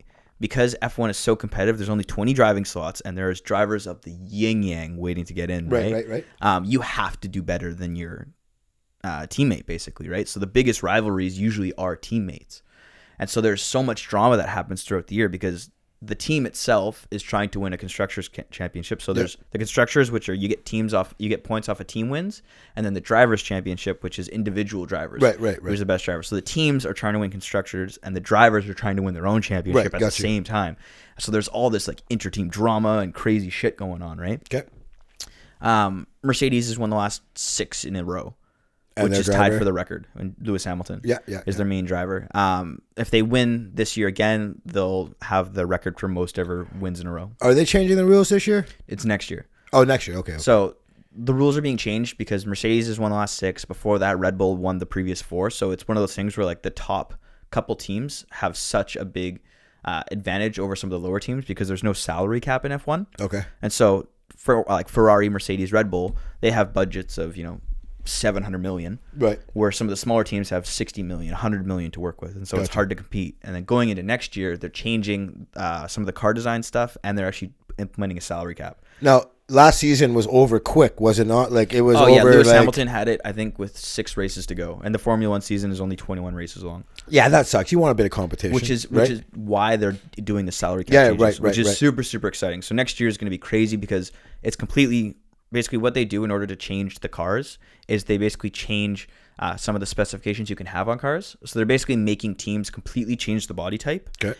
So which means that teams have to do completely new R&D, and they all have the same budget to do that R&D. Cool. Okay, Versus if they didn't make those changes, all the teams that had these crazy budgets before are so far ahead in R&D that they maintain that advantage. Just unlimited money, pretty much. Exactly, right? Yeah. So next season will be super interesting to watch. So it's gonna come down to the driver then. Real Exactly, talk. which is because that's always which is why it's actually more interesting sometimes to see the inter-team dynamics because you have 2 drivers in the exact same equipment. Who's better? I think it's dope. It's fucking sick. But the interesting thing about this is with the whole coronavirus outbreak going on, it looks like the first 4 races might be canceled. Oh fuck. Yeah, because there's one. Jesus Christ, the first one's in Australia, which is weird that it's being canceled, but it's potentially being canceled. Then it's in Bahrain, which is like Eastern Europe, and then it's Singapore, China. Okay. Ooh. Yeah, so they've already canceled the Chinese one, and now they're debating canceling Obviously. the other 4, which is rough. Well, they said now too. No Olympics. Yeah, they said apparently if it's not under control. And isn't there like Euro 2022 this year? I'm not sure about that. Yeah, I think there is. So obviously, if there's no Olympics, there's not going to be no soccer either. Yeah, I don't know about that. Hey, Yeah. I guess so. Well, no, isn't the World Cup separate from? Not World Cup. Euro 2020, not World Cup. It's like qualifying, I guess, and whatever else. I'm not a big soccer guy, but I'm almost positive that it is happening. Yeah, I have no idea. So, but just throws a wrench into everything, though. Now, Everything. You know what I'm saying? They had said that if it's not cleared up by May, that they're gonna cancel the Olympics. Thanks, China. Love ya. Yes, sir. Some bad soup. Let's go. Also, speaking of China, the doctor that discovered it died. Yeah, he died. That sucks. Which is so crazy. You know, But they reprimanded him. They wouldn't let him talk about it. He was trying to come out about this months ago. Months ago, saying, "Hey, this is a problem." Yo, hey, I this is a just problem. read that they knew as far back in like December. Yeah, long time ago. And they were like, "Yo, you don't say shit." Like, and so, you bastards, man. This like, is turned into up, such dude. a shit show because like they're obviously like, what does it say? I think they said there's like 70,000 it's everywhere in the world except Antarctica. That's hilarious. But the Chinese numbers are like there's something like 70,000 infected and like a couple thousand have died, and you gotta believe those numbers. Those numbers aren't right. You got dumbasses like Iran saying we don't got no coronavirus, Yeah, and there's like 11 people dead. Like, Okay. bro, like. And the great thing is those numbers for sure. China's like incorrectly reporting. Those I don't believe numbers. nothing that comes out of same their with me. mouths anymore Dude, forever in they the rest of probably my have life. like 500,000 people infected, and there's probably like 100,000 people dead. I don't know, man. This is like a straight pandemic. It's gonna be. Is that the word? Yeah. Yeah. I'm so excited for my school to get shut down. And then you got Donald fucking Trump saying, no big deal. People in his cabinet are saying, oh, they're just talking about the coronavirus so he doesn't get reelected. No, it's like, no, dude, it's a real thing. Someone just died in the States from it. Yeah. And why it's scary is because you can get it and then symptoms don't pop up for like 2 to 3 weeks. And during that time, you can still spread it. So No, like you you can not think you have it and be spreading it. Like, how far away are we from medication? Like, what are we talking here? A couple months? What do we got here? Who's working on this is shit? the thing is if you catch it early and you get in the hospital and you're not either like out of shape, old, or a child, the chances of survival are like 95%. Like it's super high. It's like a bad flu. If you get in the hospital, you're surviving. Yo, if I was one of those people on the cruise ship, I would lose it. Dude, I'd kill myself. Dude, can you imagine being locked in there? I'd straight be fighting people, bro. Yeah, but no, you can't leave your room. Straight up. You can't leave your room. This And could you imagine? Because there's like man. there's like outside cabins and inside cabins, right? So those outside ones at least have like their balcony and can have like look outside at the ocean. Can you imagine being in a tiny little room like this for fucking weeks? You been on a cruise ship before? I'd know. I've been on one. Cruises have And about a room this big. yeah, cruises have zero appeal to me. And like, Zero. Yo, if you got coronavirus, there's only one bathroom, right? You know what I'm saying? Oh, that's rough. That's know not what a I'm good saying? time. Like, y'all what- fighting for the bathroom and shit? Can you imagine if you got like a kid? That's too? ugly. You got like buckets and like, I don't know. I don't even know what's going on. That's got to be so gross. I don't even know, to be honest with you, like what the symptoms of coronavirus are. It's like, if you get a fever, get the fuck away from me, man. Yo, straight up, man. No shit. Yo, your university. Dude, Dude, they've already talked about it. They've said that like if this It's- continues to go badly, we will be shutting down. It looks like Wuhan, bro. Dude, my university, I Straight found this up. out. You probably got it right now. Probably. Son. I'm so excited. I'm ready to die, dude. Fuck it. You need to be in a bubble. Dude, I've lived a good life. You know what I mean? I've had a good time. Let's fuck. Yo, somebody in let's BC kick has it. it, I think, though, right? Straight Like up. there's a 7 kid. cases. 7 in BC. It's crazy. Man. Dude, it's over. You know, and like, oh, man. And what did they say? The kids can or can't get it? Kids can. And it's bad. Like, kids have been dying because they're getting it. Like, it really affects kids and old people. I thought it for some reason. I thought it affected kids differently. I heard, but maybe I heard wrong. Yeah, like it's worse if you're a kid. Oh, there you go. Okay. You're more likely to die. Right on. Sweet. Yeah, okay. Yes, sir. Um, Yo, did you also see that the stock market is like almost crashing because of it? yeah. So Who gives a fuck though? Only rich people play stocks. no. But this is the thing: is at first I was like, fuck it, whatever. But the stock market is at the lowest point it's been since 2008 financial crisis. Yeah. But the scary thing about this is one of the reasons why is because cities like Beijing, like Singapore, all these big production cities in China and in that area have literally been shut down for multiple days. Right. Which means that like, and to put it in perspective, that's billions and billions, if not trillions of dollars being lost. But that's also goods that are coming out of China and food and products that we use on a day-to-day that are sold. So we haven't felt it yet, but it's going to impact day-to-day life. Oh, yeah. No, I know. 100% Oh, will. for sure it will. And people are like hoarding products now. Dude. They're going and they're just buying up the whole lot of shit now. So I was at Costco with my roommate yesterday. We were buying food. And the lady was like, oh, I'm surprised like you're not buying canned food. That's what like everybody's coming and buying. I'm like, what? And she's like, no bullshit. Like for the last 2 weeks, everybody's been coming in and getting like canned food. Like Costco size flats of canned Straight food. Up bunker styles, bro. Well, this is the thing is prepare for the end. because there's a city in Italy because apparently apart from China, Italy has it the worst. Yeah, for I some heard about random that. reason. Yeah. But like one of these cities or suburbs has been completely shut down. No one's allowed to leave their house. No in and outs. No nothing. Well, I think schools should be shut down.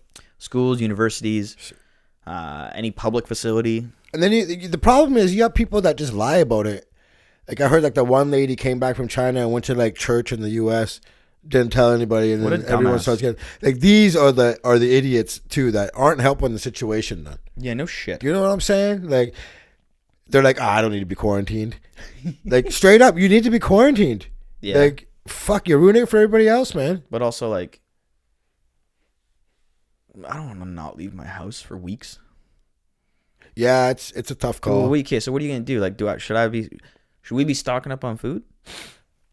I don't know. Because like, if you're gonna not be able to leave your house, I don't got enough food to last me a week, Yeah, bro. real talk. I could use a bit of fasting. You know what I'm saying? Straight You know what I'm water, bro. saying? So I don't know, man. I don't know, dude. It's scary. It's like legitimately starting to get scary at this point. Well, I wouldn't say scary, But no, but you better be aware. the though. potential though, man. There's a lot that can go on. Yo, straight up, maybe we should start hoarding food. Dude, I was up until like 3 days ago. I was Just like, straight put the fear. dude, I was okay until I heard a podcast talking about it, and I'm now freaked the fuck out. You're tripping. Just a little bit. Yeah, I don't know, man. It's gonna get way worse before it gets better, dude. Yes, sir. What else you got? Notes wise, we already touched Fury, we touched Formula One. What do you think of this whole Giannis versus Harden beef that's going on right now? Yo, you know, for someone that doesn't give you much at any interview ever, James Harden never says nothing. Yeah, I loved it. I thought it was hilarious too. Yo, straight up, I want to see a bit of beef in basketball. Everyone's do I. too lovey-dovey. Everyone's like, hey, buddy, let's team up. Nah. Like, yo, let's start hating mofos. But I want to see this. some of the best, You know, shit straight up. is guys like Kobe and Kevin Garnett talking shit. I and wanna having see super it, man. intense playoff series. Fuck yeah. Want to see it, bro. I loved it. You know, way to poke the deer. You know what I think I'm it was saying? hilarious. And like Giannis comeback, like straight up, he's not about like I thought he had a good comeback. He's like, yo, Yeah. I just go out and play basketball and go home to my family. Yep. If that's what he wants to make it in, that's him. He can believe in whatever he wants to believe in. Yeah. Thought that was a great answer. And the funny thing too is I think Giannis did this like it was super, super unintentional. Yo, shout out to Giannis. He had a 40-20 today, bro. That was nasty. It was really nasty. He did it unintentionally, this whole thing. Because, like, how it started, for people that don't know, is at the All-Star game. They're like, at an interview post-game, they're like, yo, so what was your game plan defensively? They're like, well, he's like, well, to be honest, the game plan was just to go at whoever Harden was guarding. Yeah. But that was the game plan. Like, Are you lying though? I don't think it wasn't. I don't want to. I think he's just told you the game plan. He wasn't trying to be rude by it. He wasn't trying to talk shit. Told you the game plan. He wasn't trying to talk shit. He was just being honest. And then Harden took it to heart. Oh, for sure he did. He's all ass sore. He's all butthurt. But I wish I could be 7 feet, run and just dunk. No skill, right? No skill. I want to talk about the Rockets here too. Okay, let's go into it. Yo, when they traded Capella, didn't know what the hell they were doing. I'll be the first to admit, I was like, what the hell's going on here? You guys are going to get beat on the boards. It's going to be pretty bad. Yeah. And ever since then, they've been killing it. And I mean killing it. Russell Westbrook is having a rebirth like I've never seen. I watched yesterday. So the two hottest players right now in the league, Jason Tatum and Russell Westbrook. Jason Tatum's been going off. The next superstar. Holy shit. Guaranteed. 21 years old. He is disgusting. I watched a lot of Jason Tatum this week. I watched him against the Lakers. I watched him against Utah. And then I watched him against Houston. Okay. He is so disgusting. Best thing that ever happened was Kyrie leaving and letting this guy's game evolve. He has this. He's already unguardable, I think. Yeah. He has this. Harden does the step back. He has a sidestep. Yep. 3. Yep. Beautiful. So he can get you from mid-range, get to the line. And the thing is, it's not even only offensively. He has a block in 9 straight games. Only guy to do that is Rudy Gobert. He's a complete player. Oh, at 21 too. You know what I'm saying? So first player since Steph to average 30 points per game while shooting 48% from 3-point on a minimum 50 attempts, and the fourth player in the last 35 years, Jordan, Bird, and Curry. In February, good company. Yeah, sick company. In February, he averaged 30.7 points, 7.9 rebounds, 3.2 assists, 1.2 steals, 1.3 blocks, 49% from the field, and 48% from 3, and 77 from the free throw. Now, only guy I want to say that's probably maybe outshine him has been Russell. He's been on another level. I honestly maybe have never seen him play this good. Not even like early OKC game. Like my knock on Russ was the most inefficient player in the league. Jacks up threes when you can't knock him down. He was just too emotional. Could never knock down a jump shot. Straight up. Nope. That's been the knock on him in his whole career. He's been emotional. Where he plays good is when he's having fun. So last night, as soon as he gets emotional, it's not good. Last night, 41 points, 8 boards, 5 assists, 3 steals. It was like his coming out. I think, national televised game, playing against Tatum. Yep. All the talk is about Tatum. Yep. And real talk, a lot of talk about Russ too. Everyone knows how good he's been playing. In February, he's averaged 32.3 points, 7.1 boards, 6.1 assists. And here's the thing. This is on 54% shooting. Unbelievable. Yeah, he's never shot more than 45% in a season. Now, do you think... Sorry to interrupt. That's okay. Do you think Kemba coming back changes that? Because Kemba's been out this entire time. And his usage has obviously gone up because of it. Kemba, for the Celtics, I don't know what's going on there. There's something not going... It's his knee problem, and I don't even know how long he's going to be out for. But I don't think it looks good. I thought there was reports that he was coming back next week. Is that right? I thought. I could be wrong on that, but I thought I saw that somewhere. Yeah, I don't know. It's really weird because he played in the All-Star game. You were gone. We got to talk about the All-Star game too. Played in the All-Star game. I think out of everybody in that fourth quarter, he had the worst fourth quarter. And I don't mean to dog him, but it's pretty plain as day. You know what I mean? A lot of people talking about it, whatever. But I don't know what happened after that. And Simmons was even saying that he doesn't know, and he's a Boston guy. So yeah, I don't know. We'll see what happens. Last night, I think it was Smart playing point. And he played good. He's the heart and soul of that team. He plays so aggressive on defense. Oh, he's great. It's so good to watch. He's great. Getting back to Rockets, 8-1 in February. And here's a small ball. This is a thing. It's really weird. All the Rockets play around the 3-point line. They're all spread out. Yep. And it's just I'm going to drive by you. That's all it is. Yep. And Russ is driving by these guys, blowing by him. Mm-hmm. I don't know. It's really fun to watch. It's totally different. I thought they would fail miserably at So this. did I. I was a huge, Like, honestly, I didn't think it was going to last. I was a huge critic of the trade. I don't see it working in the playoffs, though. I really don't. Well, this is the thing, right? Is it's fun because the game slows down. Dude, and this is it's like a half court game.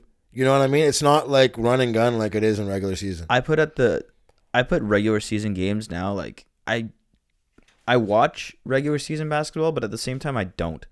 I don't really put a lot of faith into things. I don't really take things too seriously. Like I see Russ going off like this and having a resurgence, but it's like you go up against any team that's got any sort of size that's top 5 in the West, and it's over.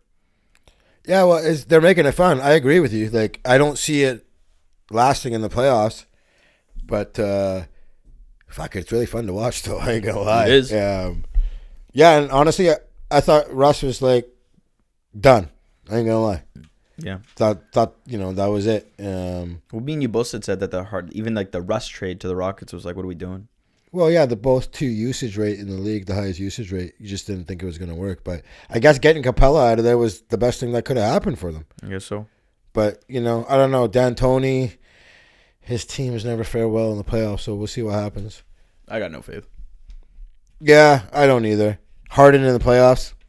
We've seen that story before. You know what I'm saying? Hey, speaking of F1, to backtrack a bit, did you see the Ford versus Ferrari? I heard it was really good, dude. I've been wanting That's to see right it. Up your alley. I haven't seen it. I know. Yeah. You should check it out. Because I went over to a couple buddy's place on Friday when Drive to Survive came out. We just like hung out, and smoked a little bit, drank a little bit, and just like watched some of the episodes. Yeah, okay. And both of them were going off about the movie, but I haven't seen it yet. I need to. Okay, cool. What else you got, Doc? That's about it apart from my trip, but. Oh, about that trip. Let me hear about it.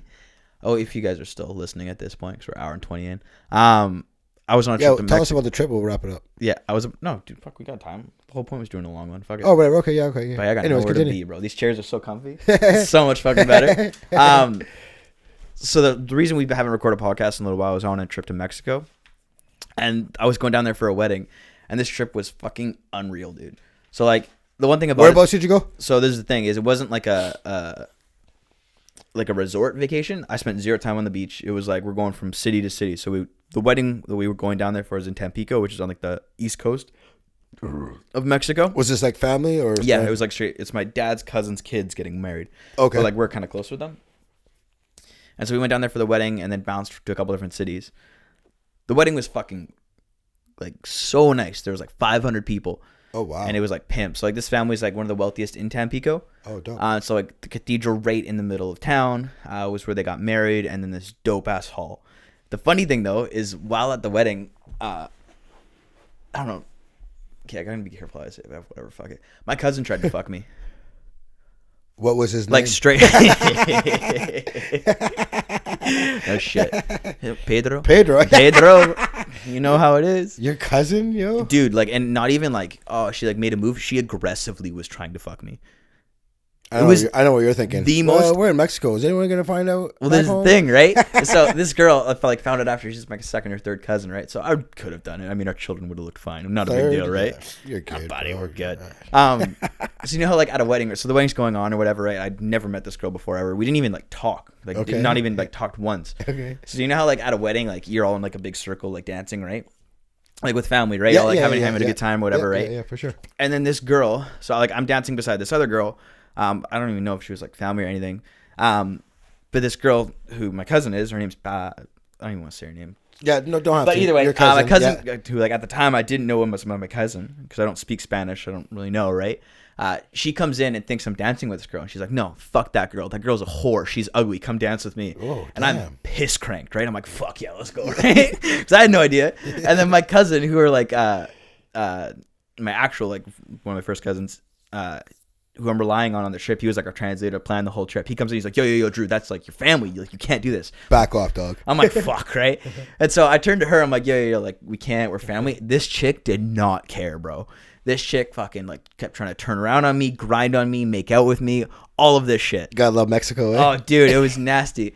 And the fucked up thing is like, our entire family was watching. Our entire extended family, right? And man. so they're all like, what the fuck is going on? And I got a couple like uncles who are absolutely suing me. They're going up to her being like, oh, no, you guys aren't related. He's good, he's good, right? Just laughing at the whole thing. Oh, man. Suing me. So the entire time I'm like running away from this girl.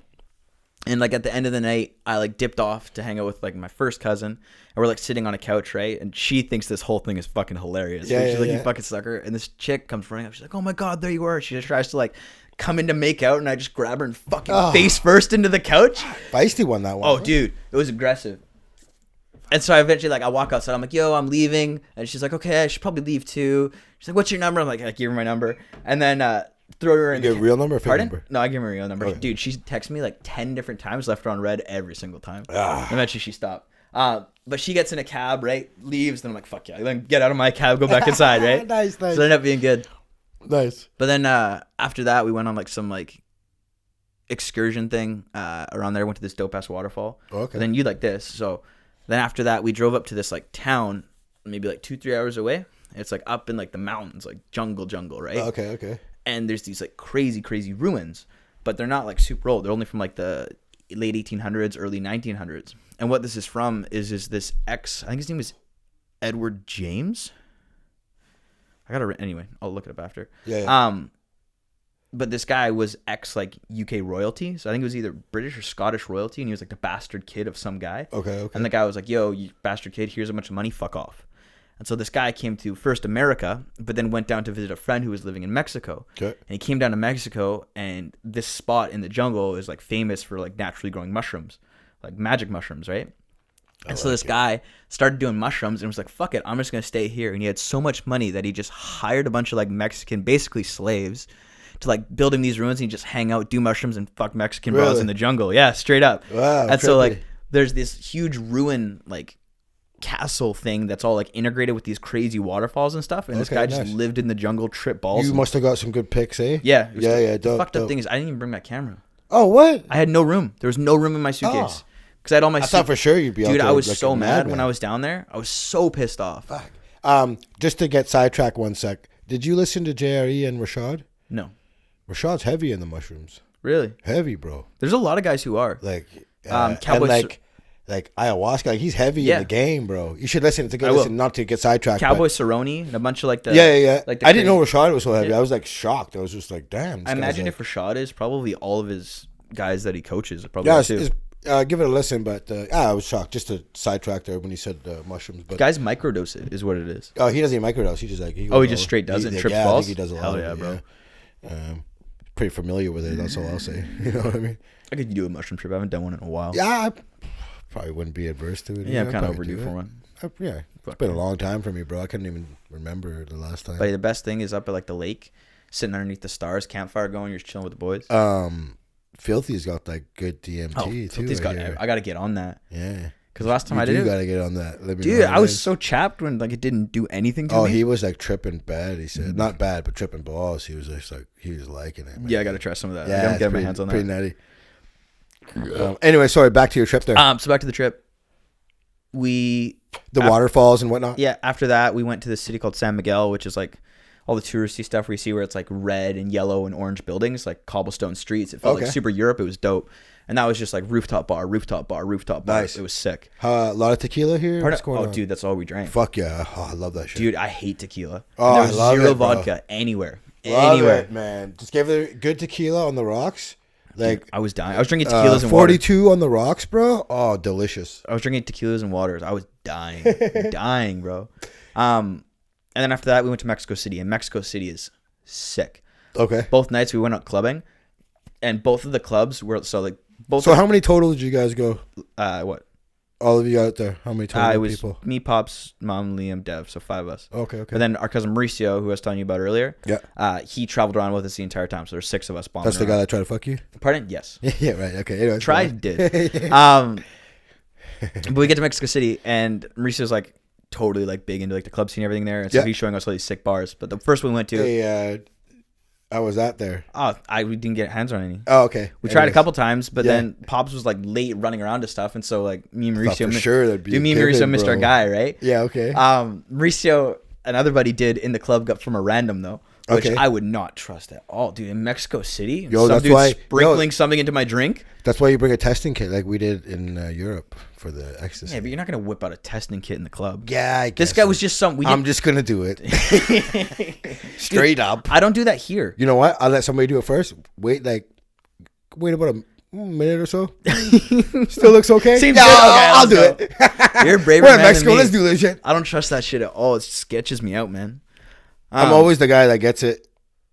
Obviously, like when we're ever like in the States or whatever, I'm always the guy obviously that's got to walk up and fucking be like, "Yo, man, where's the hook?" you know, You're a savage. everyone dude. else is like white that I usually go with. They're not gonna ask. No, right? Everyone's You know a what I bitch. mean? So, Or they're gonna get screwed over price wise. but anyways, yeah, go on. I thought for sure that would have been an option. It was twice we tried to pick up, and both times we were late doing something else, and this we missed our guy. Oh, and then we went out right after. Shitty dog. It was chat, bro. I was actually excited to try.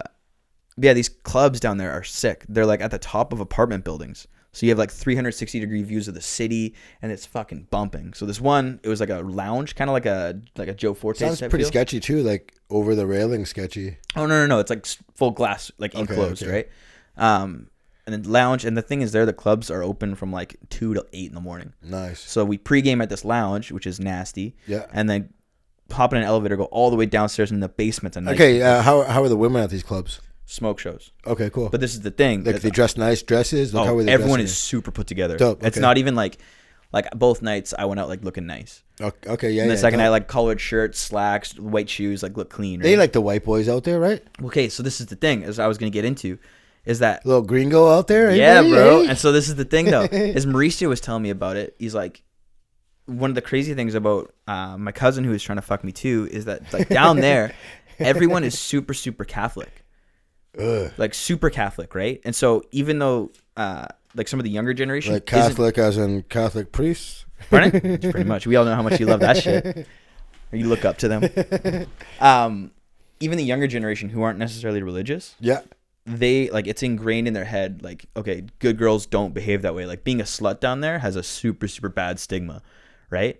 So Mauricio was saying that like his sister, Mauricio's sister was like, oh, you should go pick up all these girls, yada, yada, yada. And Mauricio pulled me aside and was like, yo, dude, like, that's not how it is in Vancouver. I'm like, what do you mean? Because, like, in Vancouver, like, girls get fingered on the dance floor. Like, shit's gross and grimy. You're filling up tits. Like, all of it's grimy shit, right? Yeah. He's like, down there, like, you'll dance with a girl, right? Like, but it's not, like, sexual. You'll just, like, Just dancing. As you have fun, like, it's with a friend. Right. But he's like, as soon as you even go to put, like, your hand on a girl's hip, she'll be like, no, we don't, I'm not a slut. I don't And like, do yo, that. real talk. I've been like, sorry, I don't mean to cut you off. Yeah. But when you're in other countries, you better be careful whose hands are where, bro. Mm-hmm. Because you're automatically outnumbered. And we've been in these situations. We got asked to leave a bar. Really? Yeah. What happened? Straight up, we don't like you guys. You guys need to leave. And you got to get the hell out of here. And like, yo, this was right across from the street from the cop station. Yeah. We had to leave. Really? Oh, yeah. We went to Europe. Yeah, it was fucked up, bro. Was it you and a bunch of other brown guys though? No, it was me and two white dudes. Then Oh. my buddies are from Europe. Because like brown guys are fucking rowdy, dude. Yeah, brown In guys, yeah, clubs, but, like, you guys are fucking assholes. But you know, like you said, like when guys go out to the club here, they're hitting on women, blah, Yep. blah, blah. So when you're somewhere else, man, you're automatically outnumbered. Yeah. You don't know who's who. Yeah. And you're inviting problems. Yeah. You know what I mean? So you kind of got to really, especially I think in Mexico too. Well, this is the thing. You is know like, what I'm saying? Like, the one thing about this is we weren't going to like cheap clubs. Like, right. all these clubs were like bottle service only. Everyone's like put together, has money, so there's less like chance of like fights and shit. But like, yo, life's nothing in Mexico. I know you're like in the nice part. But it's Mexico City, man. That's like Yeah. it's like saying in New York, man. Like it felt like Vancouver. Yo, ninjas be getting murdered in New York, man. Come on, This dog. is true. Come This on, is true. I know man. what you mean, but like where we were at, and like obviously Pops is fluent, and Mauricio's from like Mexico. Yeah, we yeah, know the other yeah. buddy Carlos, who's straight Mexican. Like My whole like just got to think twice, right? I know, but the only people who stood out were like me and Devin. the white boys. Exactly. Right. Yeah. Yeah, man. It was a sick trip. It was a really sick trip. Dope. You spent a lot of money or no? Pardon? Obviously not, right? Not really. Yeah. No, it was pretty good, man. Like, yeah, one You of buy the anything? No. one of the only things I bought was like a bracelet. Okay, cool. What else? That's what that guy gave you after he fucked you? Yes, sir. It's Sweet, like sweet. in prison, like It's like Derek Jeter gave out baseballs. This guy's handing out bracelets? yeah, man. You know how like in prison, I forget what they give. They give something. It's like, yo, I own you. That's my bitch, right? This is I'm a bitch. Look on the inside. It says Pedro on the inside of that 100% bracelet. property of Pedro, bro. So okay, flying over there, I'm sure you would have loved to have bumped into this next female that I want to talk about. Who are you talking about? Lady named Louise White from England, 38-year-old woman. Okay. Let me look this girl up. So she met a guy at the airport bar, had a couple drinks, before the flight. Louise White, Whyte, Yeah. from England. So her and this guy have a few drinks at the airport bar before the flight. I think they were going to Turkey. She had a 7-year-old daughter with her, and he had an 11-year-old son. Okay, they both board the plane. Yo, when was this? May 2019. Okay. They both board the plane, but are sitting separately, right? She ditches her daughter to go sit with the guy. Yeah. Starts drinking most of the booze that they bought at the duty free, this bottle of vodka and whatnot, right? Yeah. And then starts going in on buddies like, yo, I want to suck your dick, right? Like, On the plane. Right on the plane, dog. Hell yeah. Right? Okay. Good for her. Oh, man. So she tries to kiss and grope the guy while seated next to his son, right? Repeatedly offering. His kid's right there. Yeah. Yo, that's hilarious. Repeatedly offering oral sex on him, okay? Saying, oh, I'll just put a jacket over us. Like, yo, like, if I was on that plane watching this shit, man. Dude, have you ever seen what this girl looks like? No, I haven't. Dude. Yo, let me see. That can't be her. Yeah, dude. No, that's not it. Whyte. Whyte. Yo, you just gave that lady a bad look, son. Bro, Yo, you were gonna start some bad rumors about a totally different lady. Yeah, from England. Oh, this chick's even like badder. Okay, so she's like, so after a while, she's like, fuck it. She starts to pull down her own pants and underwear. Yo, like, just what? wants to get it in, man. On a plane. I'm not joking. Yeah. How old was the other guy's kid? He was like 11, I want to say. Like, the balls on this lady. Or, yeah, you know what I'm saying, though? Like, Yeah. So everyone, I know the guys are like, that's Louise White. Go check out her Instagram. I know everyone's going to go look at it. So long story short, she's flown back to England, arrested, and received 6-month jail sentence after pleading guilty to sexual assault and entering the aircraft under the influence. That's so rough, dude. But, like, what guy wouldn't want to sit beside that girl on the plane? She's 38.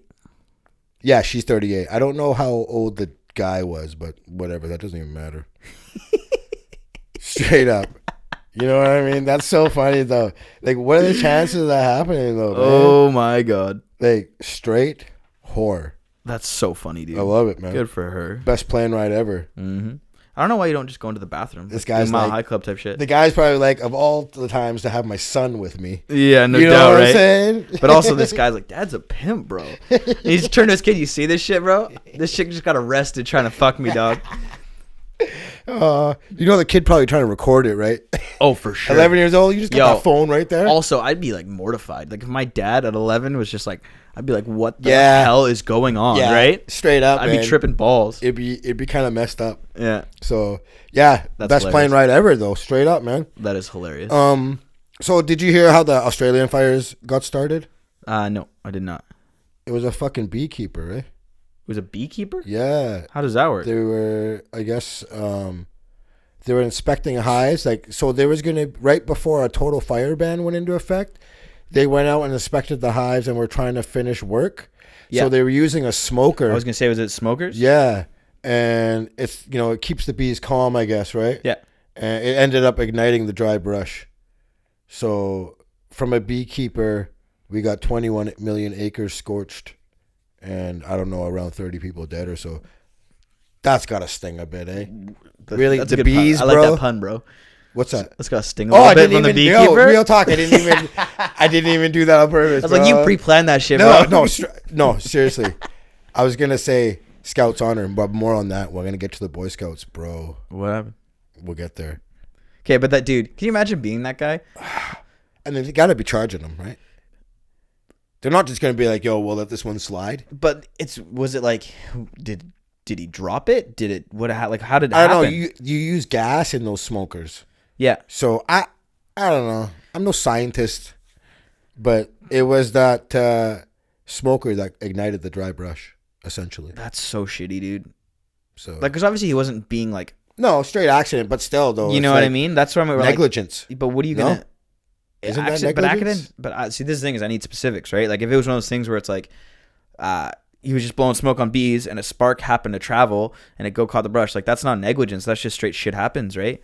But then it's also like I don't know enough about beekeeping to be like, yo, you should know that smokers create sparks, or whether it blew up or whether he just like let it sit there. Or I don't know what happened, right? That's shitty though. Yo, let's blame him. Fuck that cunt. What's his name? I think I don't know. No names released. Yeah, you beekeeper. Probably rightfully so. Even if it was an accident, fuck you, bro. This guy's gonna get probably jumped. You know what I mean? Yeah, I didn't even think about that.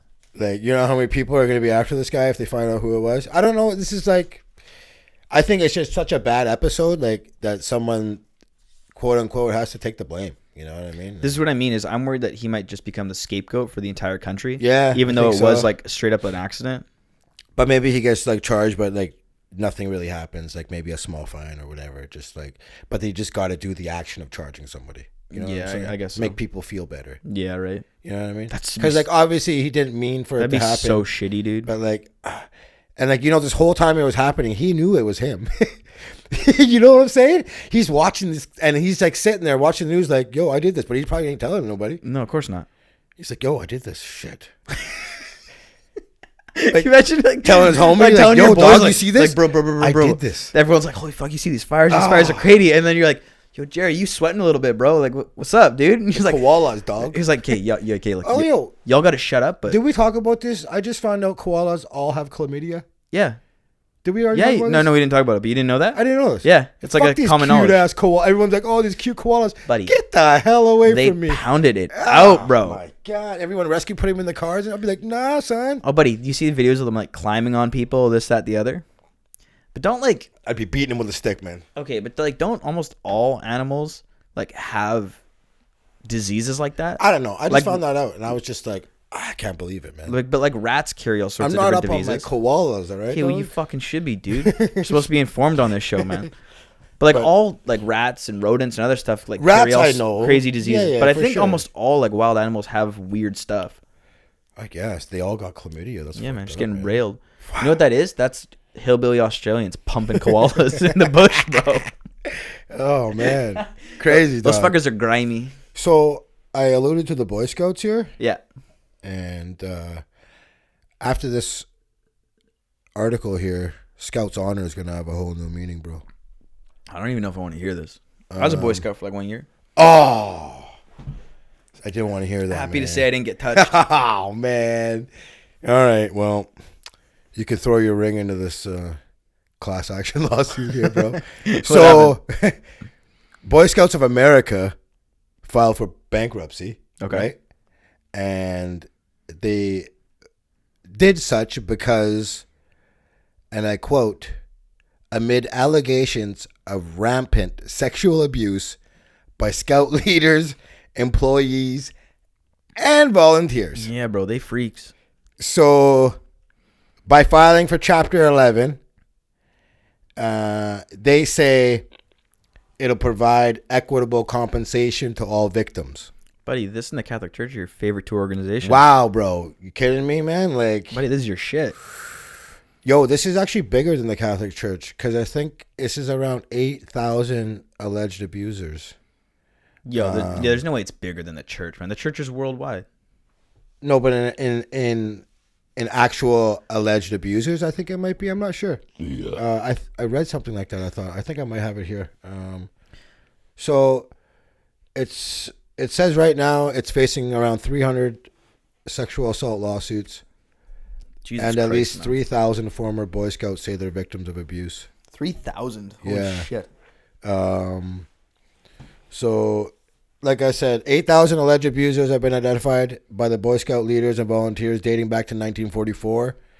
And that's according to a 2019 analysis of the Boy Scouts disciplinary files, a.k.a., you're going to love this, the perversion files, as they call it. They had files by the Boy Scouts called perversion files. Well, this is an analysis done. Oh, okay. I thought the Boy Scouts kept records of the shit. So the accused are police officers, teachers, members of the military, doctors, a mayor, a psychologist, and they call it the largest pedophile ring on earth. The numbers now dwarf what we've seen in the Catholic Church, Really? according to attorney Timothy Kosnoff. The Catholic churches must loving this, hey? So other organizations who file for Chapter 11, while with sexual abuse scandals, the USA Gymnastics, they did the same thing. Some Roman Catholic Archdiocese, Weinstein Company. Yo, if I have a kid, I'm not. And my boy Bikram yoga. Shout out to side note, Bikram. just watch that Bikram documentary. Is it Fire. good? I gotta watch it. Guy's such a G. Oh, yeah. I'll spell one drop of my sperm for $1 million. I heard, I want to say it was Tony Hinchcliffe that said this joke, but he's like, who was the girl, just to get sidetracked a little bit. Yeah. Who was the girl that had to suck that guy's dick on like the 5th yoga class of the day, last class of the day? Just the sweatiest dick. You know that guy ain't showering. That guy ain't showering for days on end. What are you talking about? Son. But Bikram's a G on the run. That's some ruthless. Yeah. Anyone who hasn't watched it, watch it. I need to watch it. Okay, getting back to this here. So the Boy Scouts, they're valued around $1.4 billion. Yo, how are they valued at $1.4 billion? I guess. What do they own? I guess Boy Scout halls. Yeah, I'm not sure exactly what they. I'm trying to see on my note if it says anything here. How do you come up with 1.4? Yeah, it doesn't say, but that's what they're valued as. Okay. It didn't say, I guess, what they own or whatnot. It's got to be property. But here's the thing. But local chapters and other affiliated organizations hold another $3.3 billion in assets. We're talking huge money, bro. Ballin'. So, but here's the thing. I guess, like, the way of the bankruptcy law works, Boy Scouts in America can exclude those local chapters when filing for bankruptcy. So, which means smaller funds from which victims can get from. So they're still hiding tons. They're hiding tons of three-quarters of the money they have. So I don't know. Something's obviously gonna come of this. Now, what people get, I don't know how this is gonna work. And isn't there statutes of limitations on this kind of stuff? I have no idea about American law. Yeah, I don't know either. But I don't know. That's crazy to me that it's like.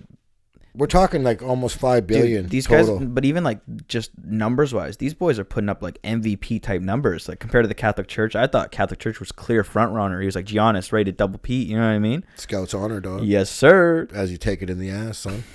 Is that what happened with you? Tell me, dude. If I have a kid, I am never putting them in any organization where they are like constantly looked after by other men. You know what I mean? All of a sudden, Scientology is like got a big smile on their face, like, "Hey, we don't look that bad." Yeah, no doubt. But like, never ever is my kid being left alone overnight in somebody else's supervision that I don't personally know. Ever. Yeah, I don't know. You know what I mean? Like the kind of world that it's coming to now, it's just like nobody's safe with nobody. Like it's fucked kids up. Getting snatched off of bus stops or buses, school buses and stuff. Like I think this shit has always happened. We just haven't been as up to date. Like as current with our news, like the ability to get news from worldwide all the time. I think this stuff was always happening, man. I don't know, man. Like I don't remember reading about Epstein's back in the day. Yeah, but it's because people didn't know. Or Andrews. Yeah, people didn't know, right? But we still had news, though. Not like this, though. People like powers that be were able to be more secretive, right? Speaking of Epstein, we got another one, son. And hate to say it, comes from Canada, son. Who? Peter Nygaard. Really? Fashion I've mogul. heard the name, yeah. Worth just a hair under a billy, son. 900 and something milli. What does he own? So, I don't know. He owns like a shitload of things, man. But what I do know, he also owns a compound in the Bahamas. And he likes to get down, son. Buddy, everybody's owning islands or compounds. Yo, you should see this thing, too. Ballin'. What's his name again? Peter Nygaard. And just do Bahamas. Ballin', son. If you pull up one from the Daily Mail, the article, click that one because it's got pictures of the girls. I got them on my phone, actually. That sounds gross, but Not even Daily Mail? Yeah, look on that because Yeah, they right have here. all the pictures. His hands on Yo. their asses. They're like 12. Yo, this guy's Prince Andrew's friend? I was just getting there. Yeah. Dude. Lo and behold, good old Randy Andy rears his ugly head. And yeah, been on this guy's property, bro. Yo, this is fucked up. So, Holy shit. So here, what do we got here? So there's pictures out there like 12-year-old girls in like tiny bikinis, and he's like sitting beside them, all sweaty, grabbing their asses. But It's there's disgusting. this one child is bent over and he's got his hand on Yeah, his I've seen ass. that one. Yeah, it is disgusting. That's fucked up. Like we said, Randy Andy was there. Also, Oprah, George Bush, Sean Connery, De Niro, they all been on his property apparently. Ugh. Yo, this place is balling though. Holy shit. I told you though, eh? 150,000 Straight up, Nygaard could square grab foot. my ass if I could stay there for a weekend, Dude, dog. this place is pimp. But anyways, obviously preying on the young poor women, right? Yeah. Promises to launch their modeling career, this, that, and the other, right? You know what I'm saying? Sounds familiar, right? Epstein. What do you do about this stuff, man? I don't know, man. So I guess like there'd be parties at this place, Yeah. and his bartenders would spike the girl's drink with Rohypnol. Jesus Christ. Yeah, and like Nygaard kept a database with details about each guest, and then he would like mull it over before picking a victim, and like he had these parties weekly. So he's like super analytical and methodic about this. So this is like Just a predator, son. Yeah, straight you know up. what I mean? Like, so total of 10 women, 9 from the Bahamas, 1 from the U.S. Fuck do we always end up on this shit? I don't. Every single podcast. It's disgusting out there, son. Every I know, single man. podcast, bro. You know, so 3 of the women were 14. Buddy, what articles are you reading? What do you subscribe to? I'm getting the good news, man. Yes. I go deep for this, bro. You know the work that I do for this podcast, son? So 3 were 14, 3 were 15. And here's another thing. It's fucking disgusting. He offered one of the girls more money Yeah. to shit and piss in his mouth. Hell yeah. Yeah. Okay, how much money would it take? I had to clear my own throat after Okay, that, bro. how much money would it take for you to get your mouth to get shat in? Because everybody's got a number, bro. Everybody's got a number. Yes, there is. No. If some dude walked up to you with a suitcase and 500 milli, you would A 100% billy? yes. You'd say yes to 500 mil. Sure Shut would. the fuck up. Sure would. Okay, you say yes to 100 mil. No, 500. Why you gotta degrade me like that? Don't downgrade Okay, me, son. think about how much. 500 is the number, son. Okay, but how much can 100 mil? No, Okay, so this is my thought process. Is if you're doing it for like $20. oh, buddy, I'm doing it for $200. It depends on if other people know. Oh, everybody knows. No. So this is the thing: is how much would you do it for if nobody apart from you and this guy knew, and it would never ever come out, guaranteed? Oh, fuck, man, I couldn't do it, dude. You do it for 150K. Oh no. No one ever knew. No one. 150K takes 30 Gotta be seconds. 10 figures. At Takes least. 30. 10 figures. What is that? That's like 10 million or up. so you do it for 10 mil. I can live off 10 million. And even if everybody, If I walked in I'd here- fly somewhere where If I nobody walked would in here be. with if I walked in here with 7 mil, you doing it, bro? 7 million, man. Why you gotta bargain with me, man? No, it's a hard 10. It's a hard 10, homie. That's a lot down for 500 mil, bro. Yeah, no kidding. Oh, you want to hear? Speaking of fucked up shit going on around here, I got another one for you, bro. Okay, shoot. So Lawrence Ray, Okay. this guy out east. So Dude, we got to get you a computer. Holy shit. it's coming on the way. Yes, sir. Look at us, chairs, tables, Buddy, I know. computers. This Eh? place is looking good. You know. So okay, Lawrence Ray, 2010. He's fresh out of jail, right? Yeah. I don't know What's he who this do? is. What's he do? Moves in with his daughter on campus, okay, which is fucked up, where she lives with 7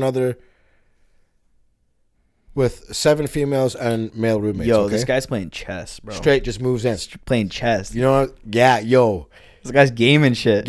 straight up though, he is though. So at first all cool, right? Yo, caring father, right?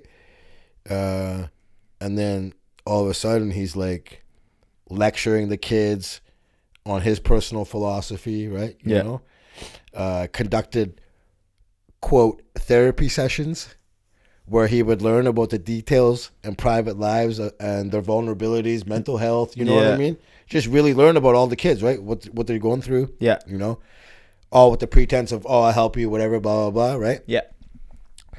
So, obviously, getting ratcheted up here, he starts getting the bitches to prostitute, and he's getting the money. Yeah, He this was guy's mind pimping them out. Yeah, son. How old are these chicks? College, so Oh, bro, this isn't even that bad. 20, right? Yeah, somewhere on there. Say Anywhere right? for like, I think 18. 18 So- is the lowest. He's pimping them out, and like, I'm talking for years, son. That's hilarious. Made off one chick, made $500K. Jesus Christ. Yeah, dude. Holy like- shit. Yeah, hi, this is my dad. Holy fuck. So did the right? daughter know about this? Yeah, I got. Well, it was like out in the open. I guess like it was like no secret. You know what I mean? Because like prostitution is such So a... there was 5 victims total, and they were like draining their parents' bank account and giving this guy money.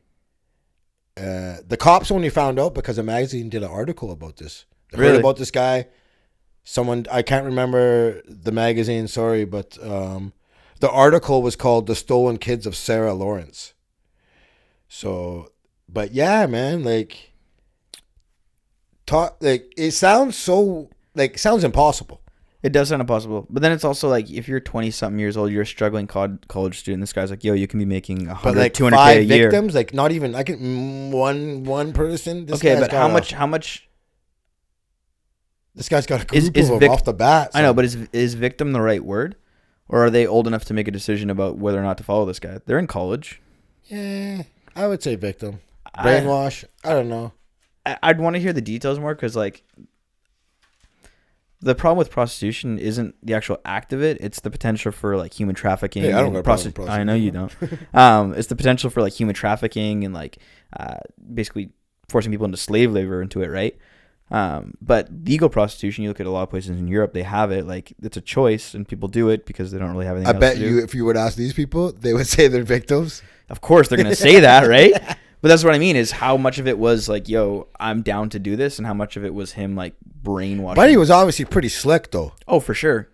But You know what still, I'm like, saying? I don't Like, know if victims. Who? the right First of word. all, who has the balls to move in on their daughter's campus, fresh out of the jail? Son? Okay, but also like, if my roommate moved in with their dad, Like, here's my loser dad. yo, from jail. I'm not staying there anymore. I'm not You know, staying there anymore. yeah, like, I'm like- gone, or he's gone, right? Like, Like, what do you mean your dad's moving in here? not a fucking chance. And like, yeah, I think he would you know, cook food for them in the beginning, like, you know, Just totally like super nice guy. clean Yeah. up and like, you know, come from a totally, Yeah. you know, he's playing this game from the get go. He knew Playing obviously chess, bro. as soon as he got there what he was gonna do. But so yeah, I don't know. Obviously he's fucked. Yo, I don't know if he knew what he was gonna do. I think like this sounds like something that he'd like just kind of fell into his lap. Well, I guess he didn't plan it because he didn't know who was gonna be there. But I think from early on, he's like, I think he had a game plan. I could see like, It's just a hustle to him. He's but like, this is what I mean is I could see it's just like an opportunity presented itself, and he's like, yo, Yeah, it's like a like hustle. they're like talking about something one night, and some girl's like, yo, I wouldn't mind tricking, right? And he's like, yo, I could trick, make you trick for me, no problem. I can like help you out. Yeah, I don't know how it went. I'd love to find out. I guess if it goes to court, We'll which find it out. Probably will. We'll find out. Yeah, I want to hear that. I'm sure we'll be talking about this in the future. You know what I'm saying? What else you got? I got lots, man. Where are we at? We're at 2 hours. What do you want to call it? And Yeah, at this point, bro, like no Yeah. one's listening to us anymore. yeah, we're turned off. So let's wrap her up, man. All right, ladies and gents. See you later. Ciao.